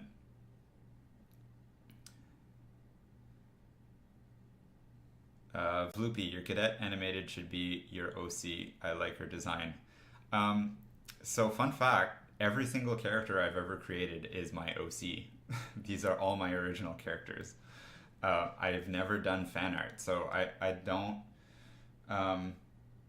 really take to the OC term that well. I like, if you take concept art seriously, you should be always creating original characters. You shouldn't be ripping off other people's original characters. So they are all my OCs. This Challenger is my OC.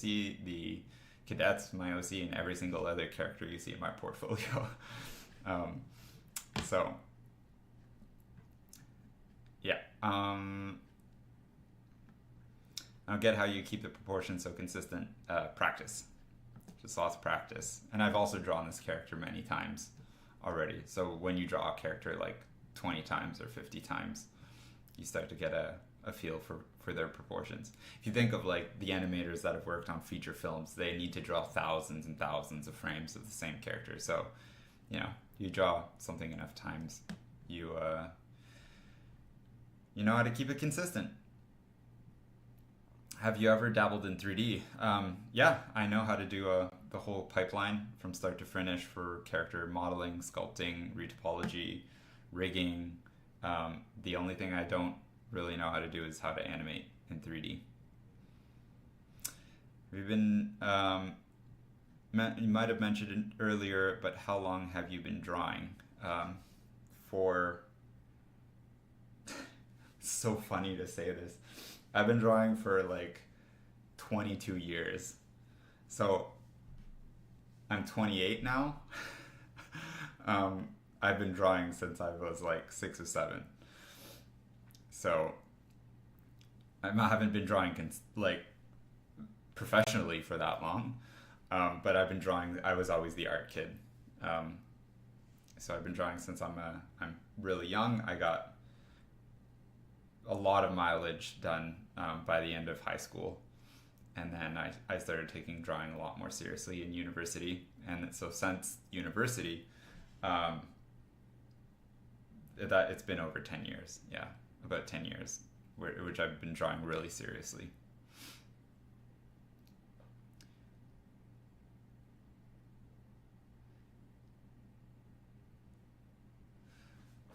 Okay, Akash, sorry for the repeat. Do you think it's a wise idea to have your own concept design?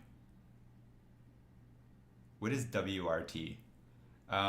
Existing IP, like cyberpunk. Sorry, I'm not in on all the acronyms. Have you have your own lore for it?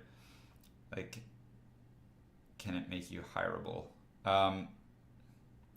Yeah, I think that if you're looking to be a concept artist, again, you should be concentrating on creating original characters for original worlds, for, you know, develop your world building projects. You don't need to make like a whole game, but you know, you want to be creating original characters, because that's what studios are going to hire you for, right? They're not going to hire you to draw another character that already exists. They want new content. They want new products, right?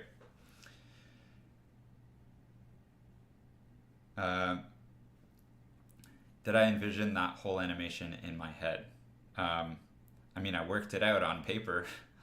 I had ideas. I knew I wanted to do a fight sequence. I knew I wanted to start it from a neutral pose and then go into like a quick kind of slashing sequence and then a big jump, and then like a ground and pound. But you know, you start with one frame and then figure it out along the way. It takes you figure it out on paper. I didn't start with everything in my head. And even if you do have something in your head, you still need to put it on paper. So you're working it out one way or the other. Okay, sucking at games. Do you think it's ever too late to start, especially drawing? Absolutely not. I've taught now a lot of different people coming from a lot of different careers. I've talked to like engineers who want to become concept artists, people who work in medicine, lawyers, you know, like people from all sorts of different backgrounds and different ages that decide that they want to start, or they want to focus on you know, becoming a concept artist or an illustrator because they have a passion for art. And I've seen lots of people succeed and I've seen lots of people fail. It doesn't really, it's never too late to pick up a skill, it is, you know, you need to be able to commit. And I think as people age, they get comfortable with their surroundings and with their environment, and generally you look for more stability as you age. You know, you're more financially stable, maybe your career is stable, you know, you might have kids or other responsibilities, but if you have a passion and you can commit to learning something new, it's never too late. It's just like, what are you willing to like sacrifice to, you know, find the time and the commitment to pick something new up. So yeah, it's not like, you know, it's not like you're too old and too dumb or something to pick up a new skill. Like you can always do that. It just depends what you want to, there's trade-offs, right?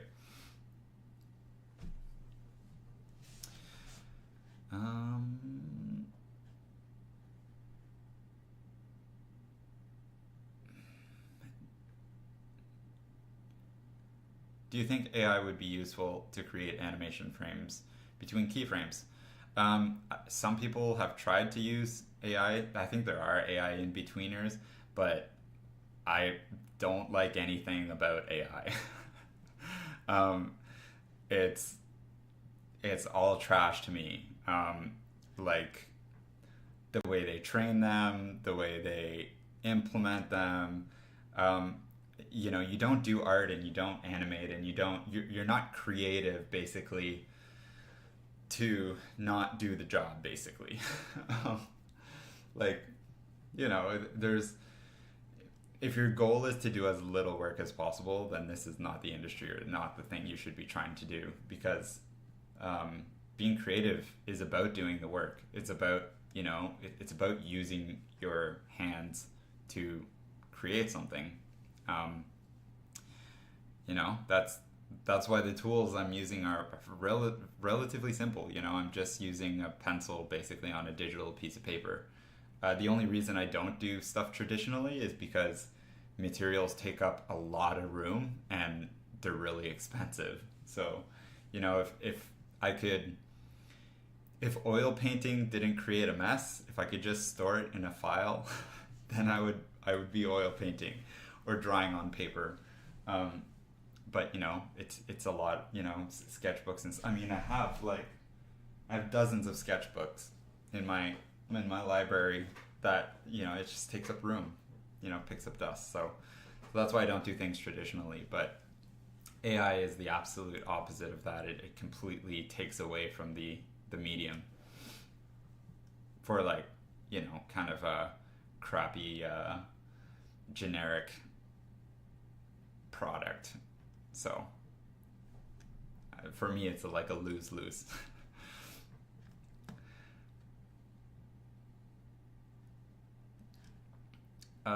What do you think is responsible for one's failure? Um, you might need to elaborate. Failure with respects to what? Like, how are you defining failure?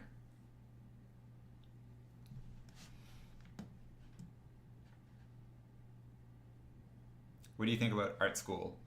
Um, I like these. What do you think about this? What do you think about that? These are huge, open-ended questions, and the answers are very complicated. They're not complicated. They're just nuanced, and it depends what angle you're coming from.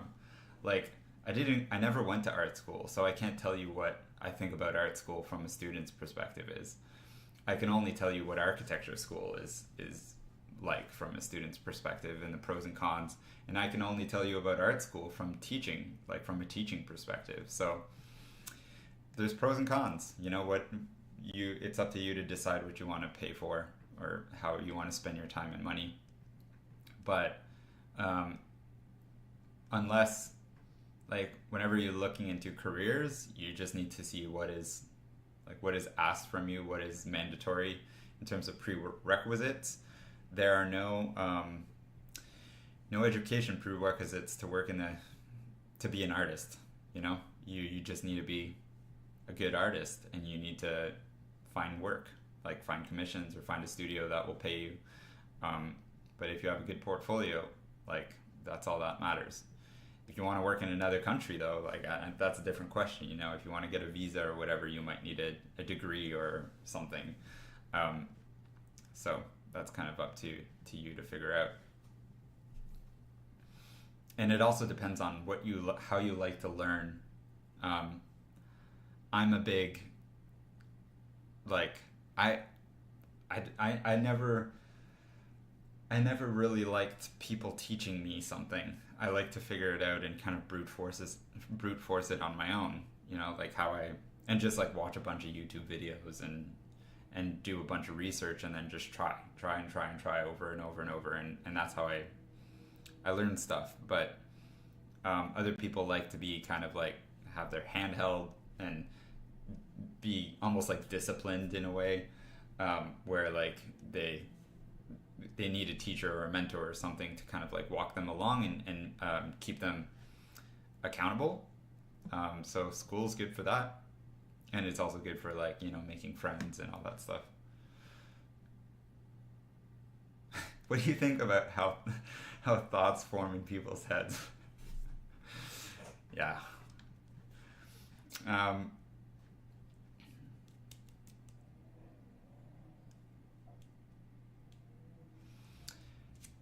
Are you aware of David Finch's work? Yeah, he's incredible. And he has a great YouTube channel. Learned lots from him.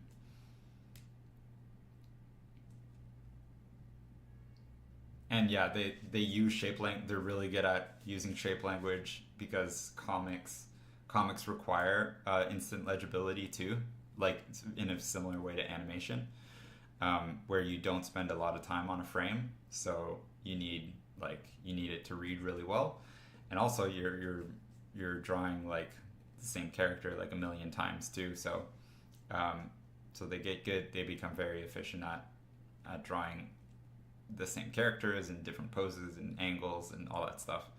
And yeah, I think that comics are great, and great comic artists are some of the best artists that exist. So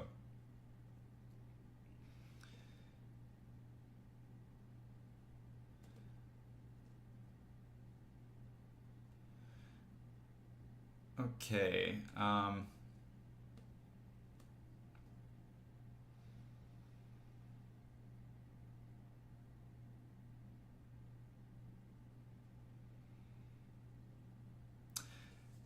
Failure as in not becoming a good animator or having a portfolio that doesn't make you stand out or not being able to become a successful artist overall. So again, that's like nuanced. When you say what's responsible for failure, a lot of it is trade-offs. Like, what are you willing to trade off? No, like nothing comes for free. Like building a skill or whatever, a lot of it is like you're trading off time spent doing one thing instead of doing another. You know, you might spend time working on a personal project instead of going out and drinking with friends. You know, this is like the most typical thing, but it really kind of is that. It's like, are you going to spend all day watching YouTube videos, or are you going to sit down and draw? Or watch a Netflix series, or, you know, and sometimes it's good things and sometimes it's bad things. Like, are you willing to not visit family or not go out with friends or not, you know, spend time socializing, or not going to the gym, or not making your own food, or not, like, there's a million things that you spend time doing that, to a certain degree, you can trade off to practice a skill, right? So it's kind of like, what do you want to trade off? And most people are, I think what's responsible for most people's lack of success in developing a skill, or becoming really proficient, or becoming a professional in a certain department, is the lack of will to trade those things off. You know, there's a lack of discipline, and the lack of commitment. And sometimes it's just like stuff doesn't align. Like, there's a huge luck factor and a huge it's gonna work out or it's just not gonna work out. Like, for example, in my case, I've been really lucky to be mostly healthy, so that I don't need to spend all my time worrying about my health, and I can actually, you know, sit down and work on skills. I also need to pay attention to my health, to not, you know, be sick all the time, so that I can still work on my stuff. But I've also, you know, not always had the best social life, or, you know, like other stuff. I've traded off a lot of stuff just to work on things. So yeah, it's all about trade-off.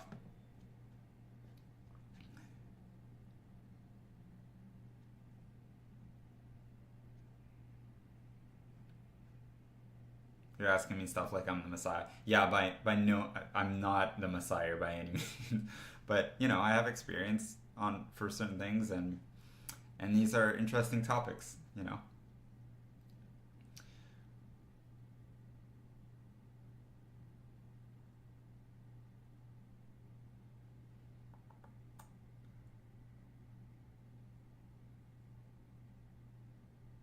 Yeah, I mean, I only speak from personal experience.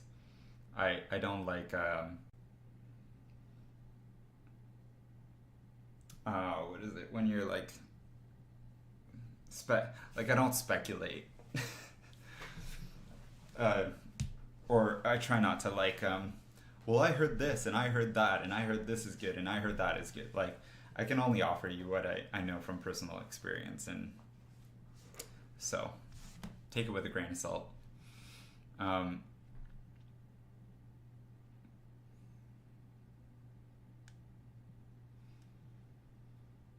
do you think it's a waste of time to learn 2D and 3D at the same time if your goal is to be a character designer? So,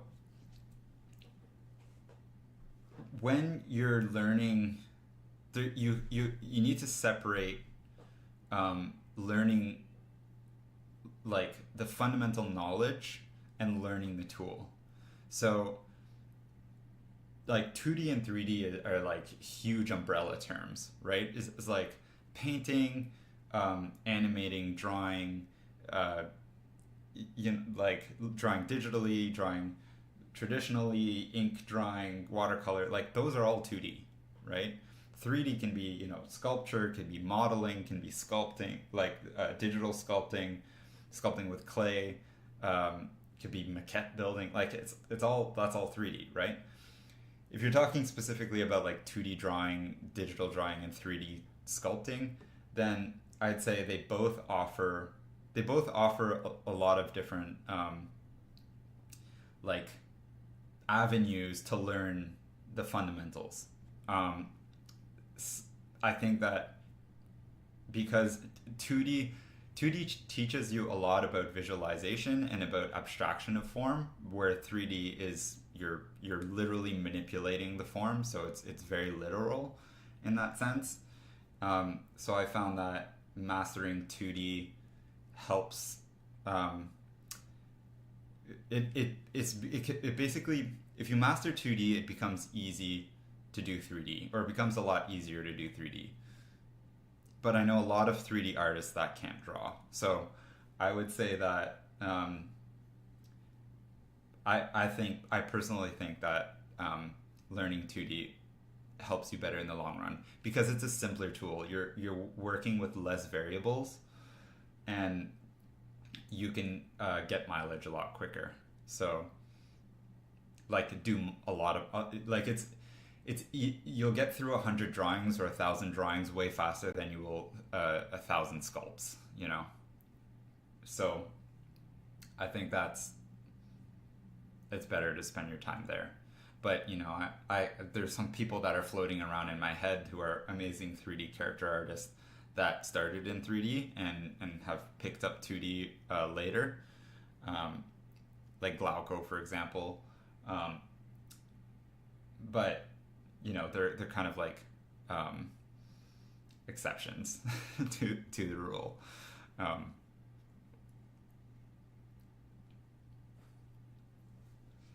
Okay, I'm gonna stop playing. I guess this is still playing, and I'm gonna get back to drawing a little bit. Where were we? Here.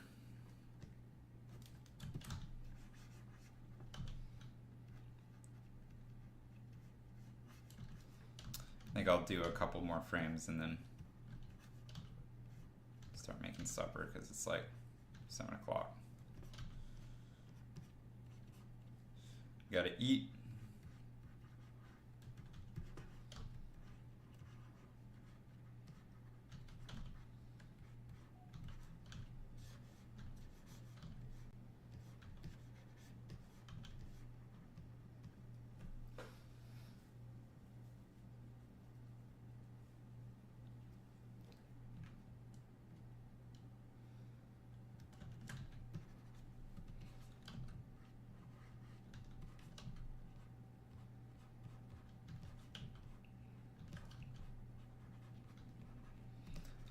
Bend in the rib cage. Now let's come around. Get the hamstrings, get the quads.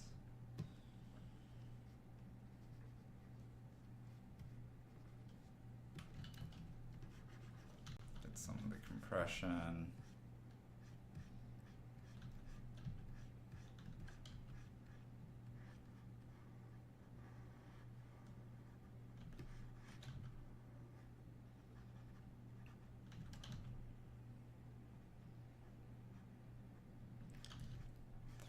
Ear in.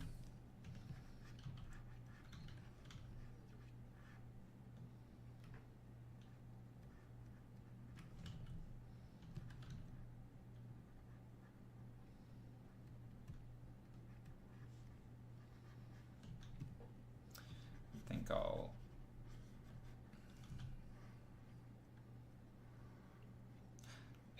if something is like affected by physics and there's going to be overlap in the motion, I'll do that in a second pass and adjust the drawing because I just want to keep things really simple, I think, for now.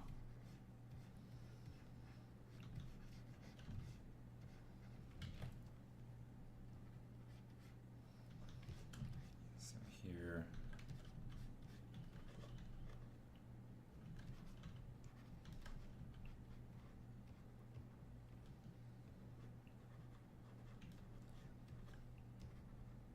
How does this work?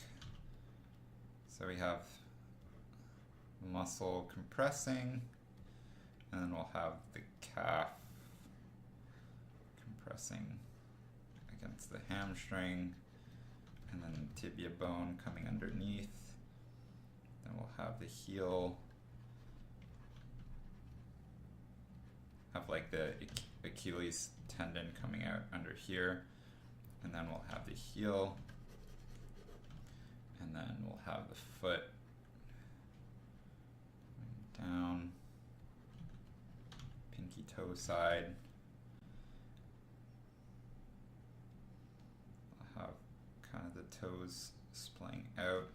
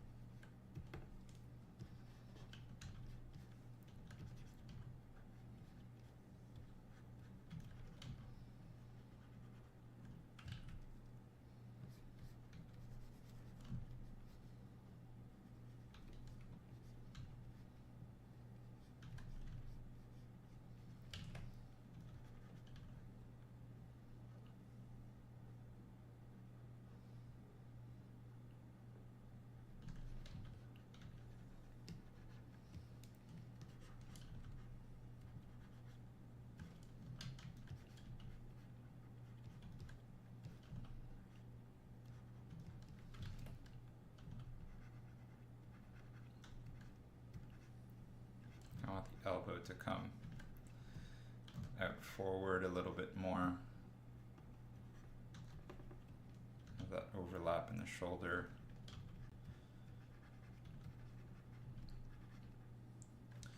And then how? Okay, this is a tricky one because I want the arms to come through.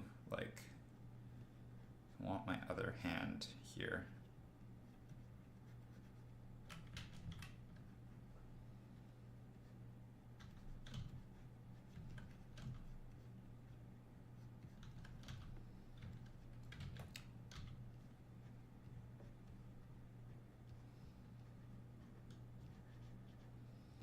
So this is gonna come through, but now this is too short.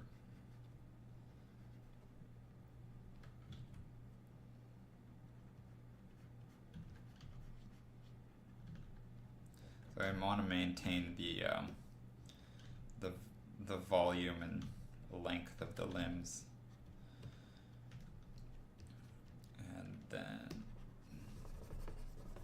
this weapon doesn't make sense anymore. So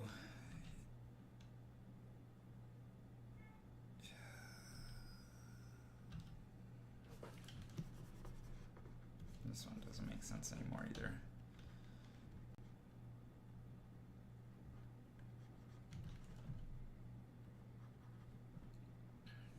So we're gonna have one like this and one like this.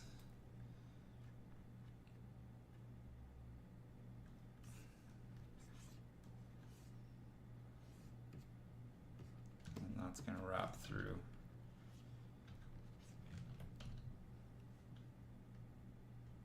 And then this one's gonna go the other way.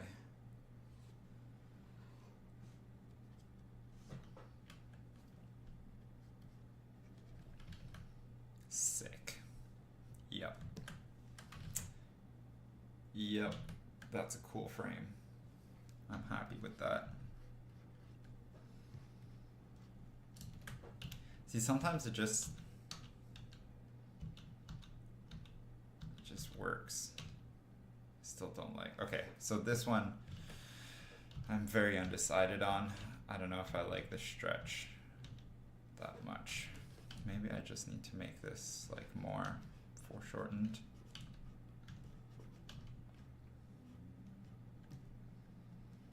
There's something like about the size of these limbs that I don't like. It's like too exaggerated. compared to all the other frames. Like here, we don't have, I'm thinking of the lens of the camera, you know? Like here we have something like a 55, and then we're going to like, you know, GoPro camera all of a sudden, and then back to a 55. So in terms of like actual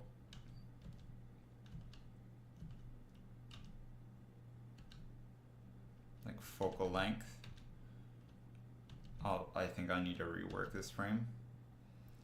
But then I really like this pose, and then dropping in to here. I think this head, once again, is too big. Maybe I made it bigger, and then I need to make it smaller again.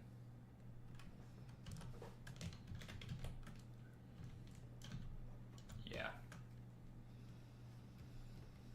Yeah, buddy. Okay.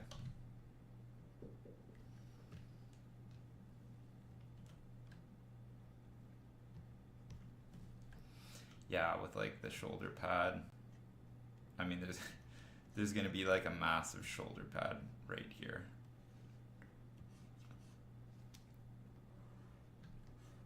Right, so this is gonna hide like one eye. We're gonna get this kind of frame, which I think is super sick. Like that's the thing with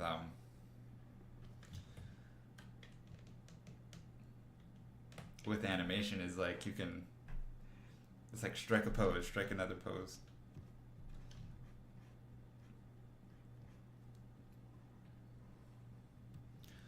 Anyways, I don't want to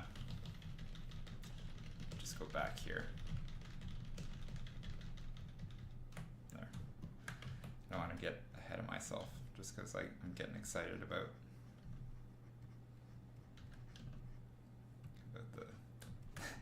the animation, about the final result.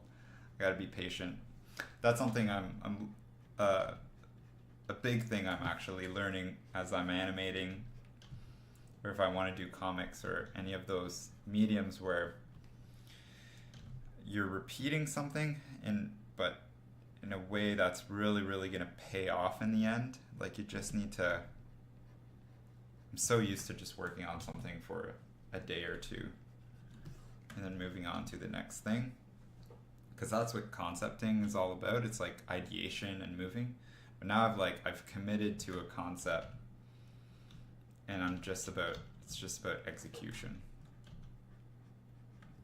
And I really like that. Like just run with it.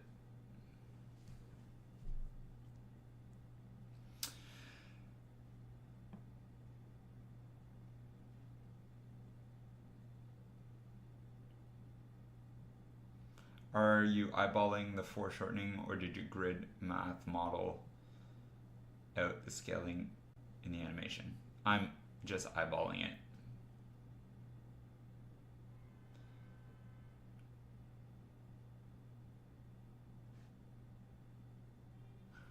Which tablet is best? I think the one you can afford.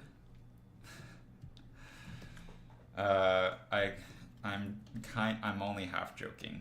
I started with like $100 Wacom bamboo tablet when I was in high school.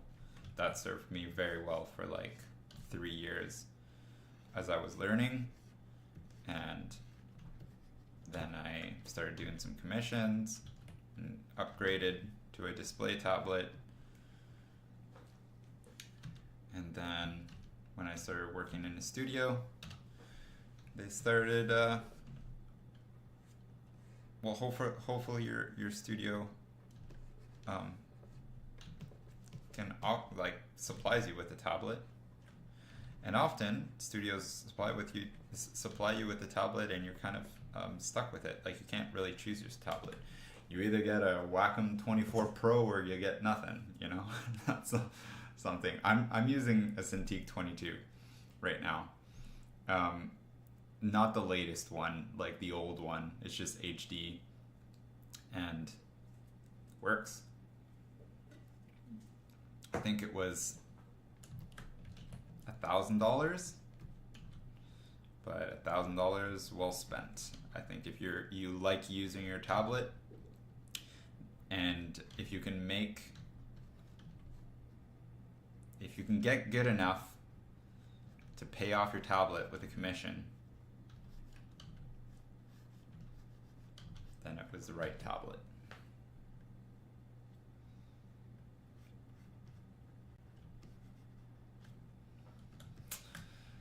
Okay, so this frame is almost the exact same as the other one, it's just smaller. And there is some like shifting happening. I'm gonna leave them as is, I think.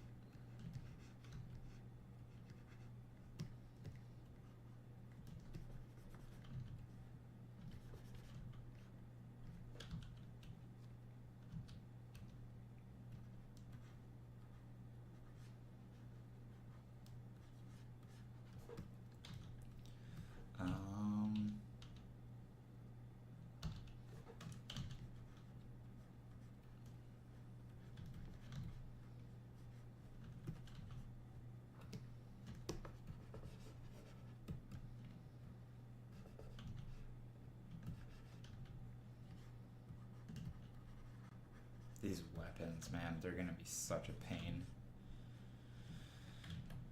Like 3D objects to rotate them in space.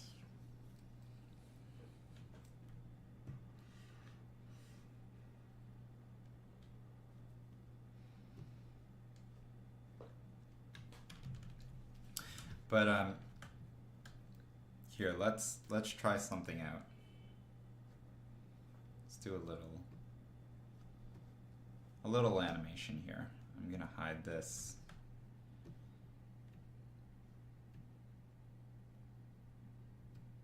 Let's animate on 2s.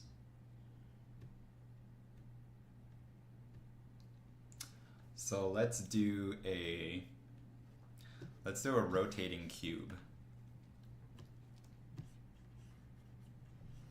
And this is what I think animation is really all about. It's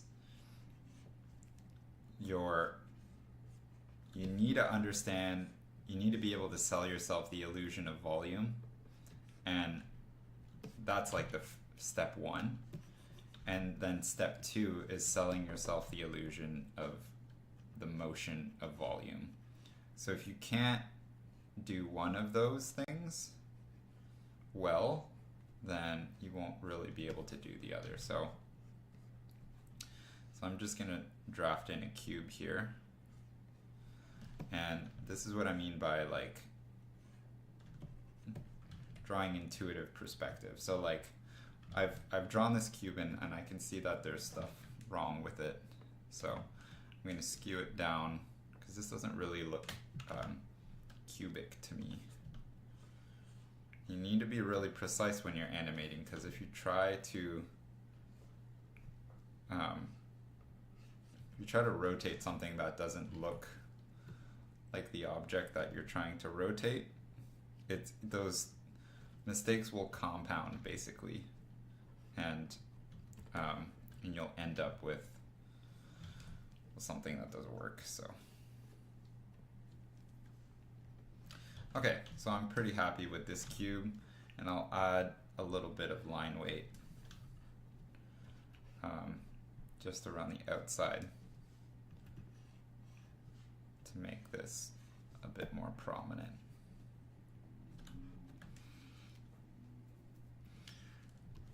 So I'm gonna make this let me get rid of these frames here. I'm gonna make this the first and last frame. Actually, no, that's too complicated. I'm just gonna start, I'll animate straight ahead. So I can turn on onion skinning, And let's say I want to turn this cube like over this way. So I need to think of all these points and how they're going to rotate like around this axis. You know, this is going to turn around this way. That's going to turn. You want to be thinking about like the arc. So let's say I take this point here and I want to move it up over here. And then this one here, I'm going to move it up over here. So we get our first kind of line. And then this one, I can think of these kind of like traveling along an ellipse. So let's say that's going to rotate up here. Let's say this is like the ellipse that things are going to travel on. Then I can rotate this up this way and start to move that plane over. Shift it up in perspective, right? So that's going to come up. This one's going to come up. Maybe it needs to come out a little further. And now I can kind of like move this one down and try to keep it. I need to keep this cubic. So that's kind of the difficult part. This is going to shift down over here. And I need to keep the convergence of all these points.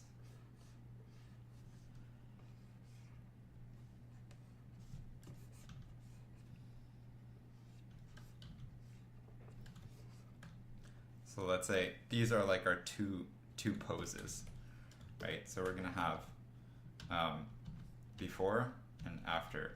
And as I'm flipping between them, you can see there's some issues here where I think I'm stretching the cube out a little bit.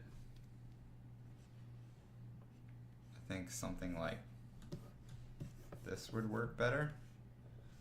And now it kind of looks like I'm rotating the cube in the other direction, but you can I mean, a cube is a cube, so you can link up these frames any way you want. Like this cube could be rotating over that way, or it could be rotating up this way, or it can be rotating over. So let's add an in-between to clarify that. So I'm gonna go add a frame between these two. And this is going to be the frame that that tells me which way the cube is rotating in. So I'm going to take this point, for example, and I'm actually going to flip this cube over this way. So this point here, I think, is going to become this point up here. So I'm going to have this arc over like that here. We'll do this, and then this is going to, which one is this? So this is where it kind of becomes like mental gymnastics. And if you can animate this, like this is the hardest stuff to animate, basically. Like 3D rigid objects. Oh my gosh, this is such a mental exercise. So bear with me. So here, so this point is going to become this point. So we're going to rotate up here.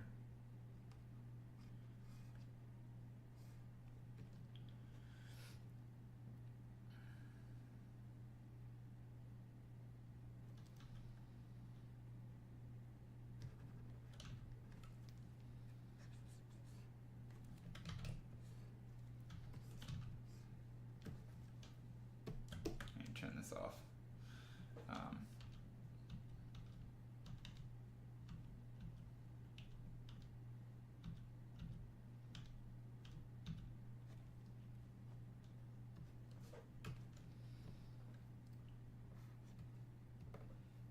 So here, this one is going to go from here to here. This one is going to go from here to here. over in this direction. This one is going to go from here to here.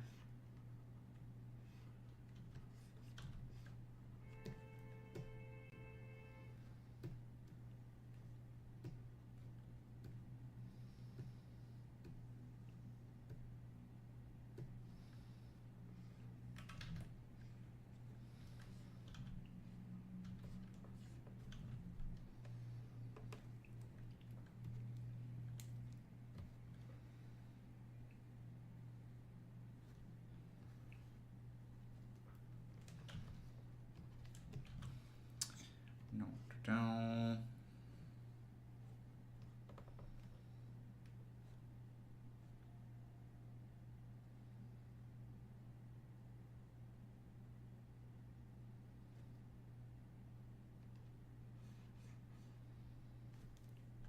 This is going down.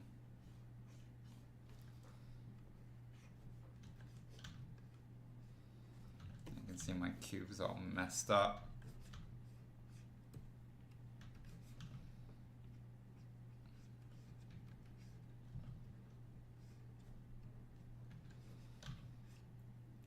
So this would be the breakdown.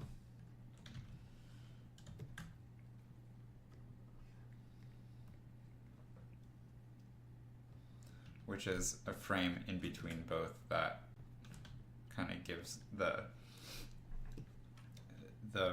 big gist of the movement. And now moving in between these two frames, it becomes a little bit easier.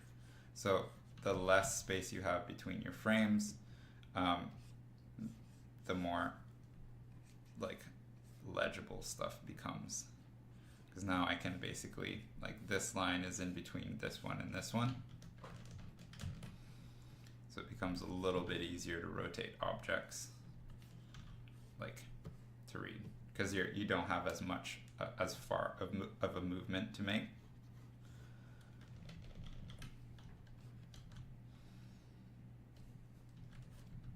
Although this is still like mental gymnastics to try to do this.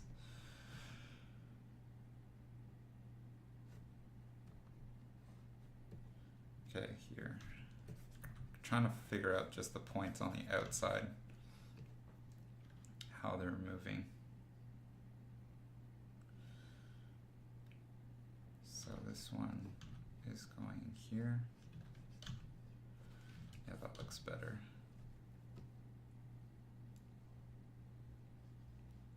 So that's there, there, there and there, there and there, there and there. So there and here.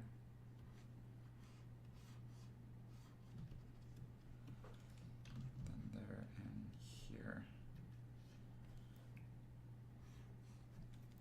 I want these to converge properly.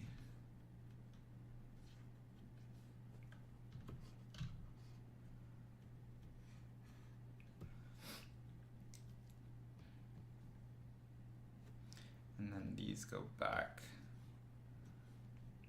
This is why this is getting squashed.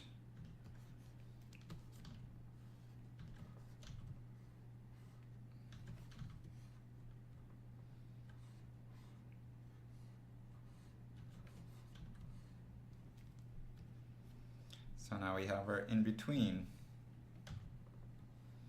So we have one in-between. So we can see we're starting to rotate our cube. And clean this drawing up. If we take the onion skin off, you can see a little bit better.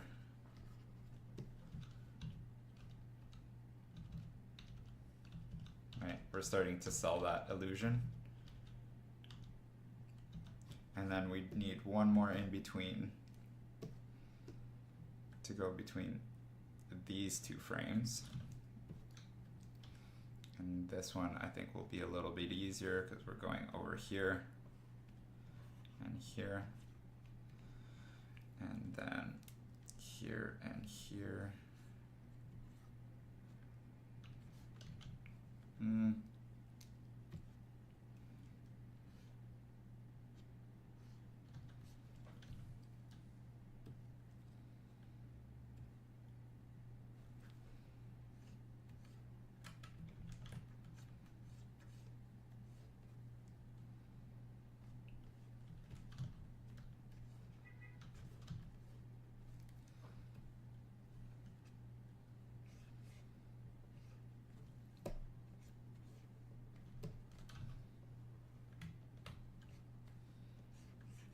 between these two.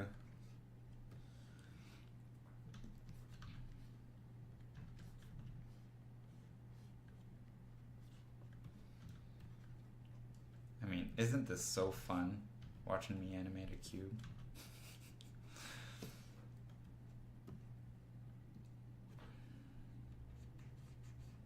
And then between these 2 points, oh, that's a weird one.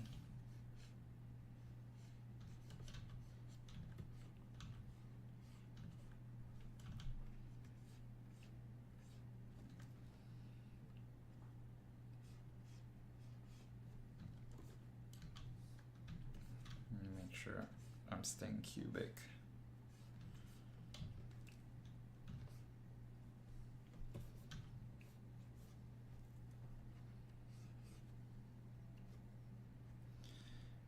So here,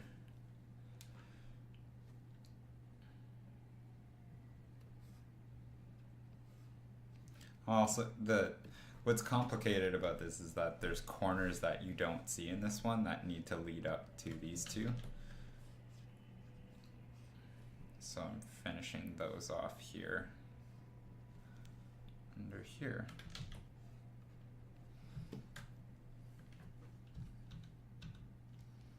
You can see if I turn off the onion skin, we have the rotation of our cube.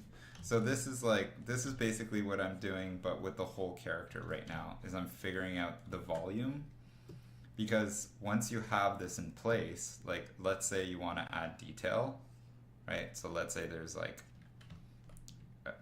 actually here. So let's say there's a bow on this cube, right? Or let's say this is a present, right? So I can split this, you know, in different directions, right? Let's say cut these faces off, and then let's say here I have like a detail. So I know that that's the cube, right? So I can kind of start splitting this, like just draw in the details, but I have the underlying structure already, which makes drawing all these details way easier. Like I don't need to think of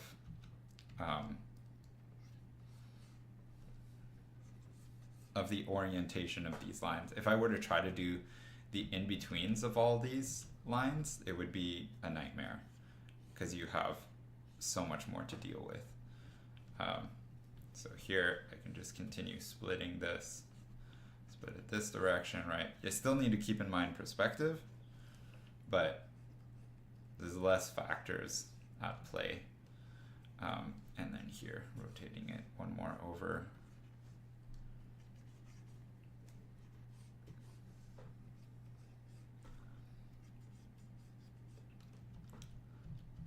Like that. And then if we want, we can do, you can turn on your onion skinning, and then we can move these over like one frame at a time.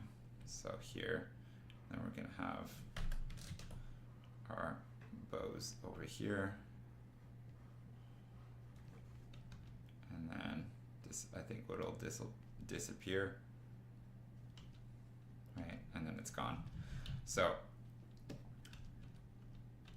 you get this, and now we really start to sell the illusion of the rotating object. Yeah. You can add other identifiers, for example, like let's say we have a notch in here, right? If we add that on every frame,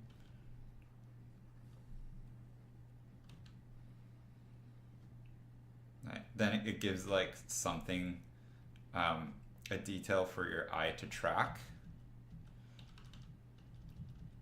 and it sells the illusion of that three-dimensionality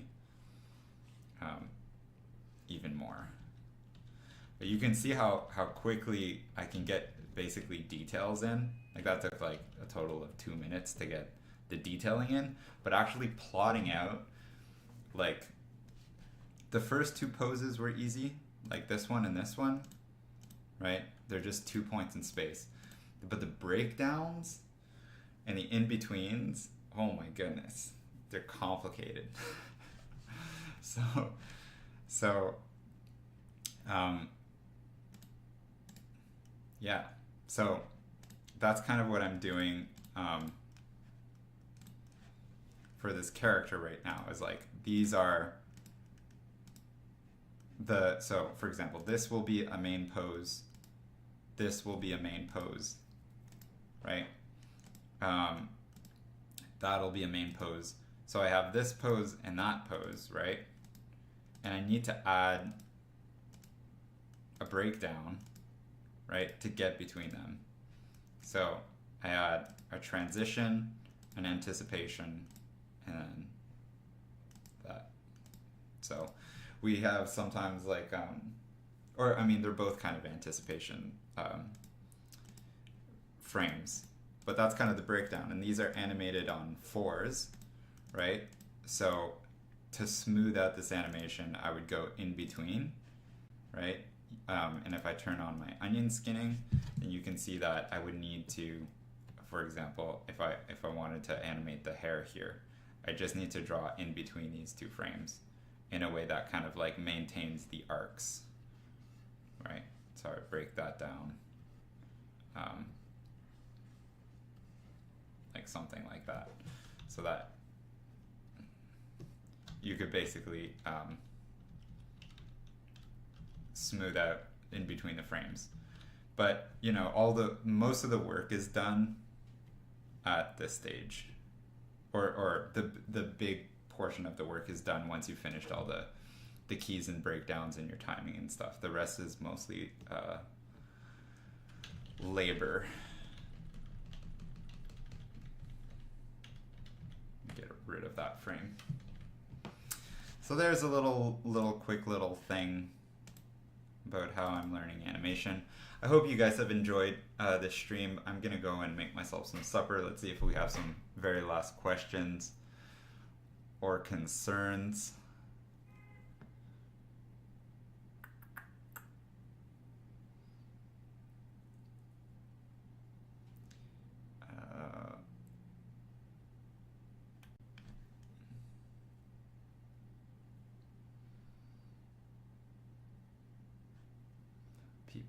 People chatting.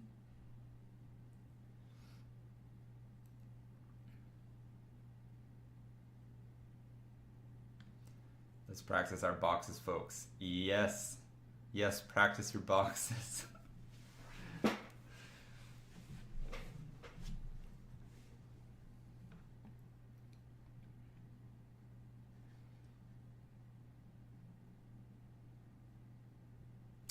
We post a vid on YouTube of your anime art style process, like your recent posts on ArtStation.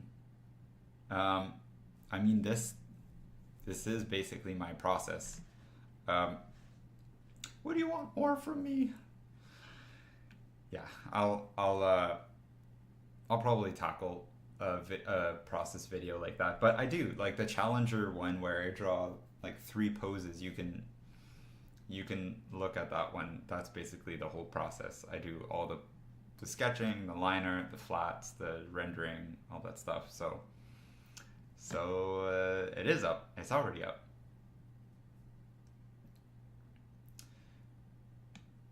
Okay, so that's where I'm gonna leave it for this stream. Thanks for hanging out, everyone. This is a lot of fun, and I'll continue to work on this. So maybe once I have the roughs done and I start the lines, or maybe the flats, maybe once I don't know, maybe once I'm done everything, because like I said, this is, I guess, the funnest part to see, because you kind of get to go from nothing to something, and that's the thing with animation, is after this it's just a lot of labor. It's a lot of labor, and it's very tedious, and I don't think anybody but the person animating has the patience to watch someone do that. Like when you need to draw 50, 80, 100, you know, a couple hundred frames of like the same thing over and over and over and over again, becomes kind of long. But yeah, so we'll catch up again soon, and I'll see you guys in the next stream. Thanks for hanging out. Ciao, ciao. Have a good night.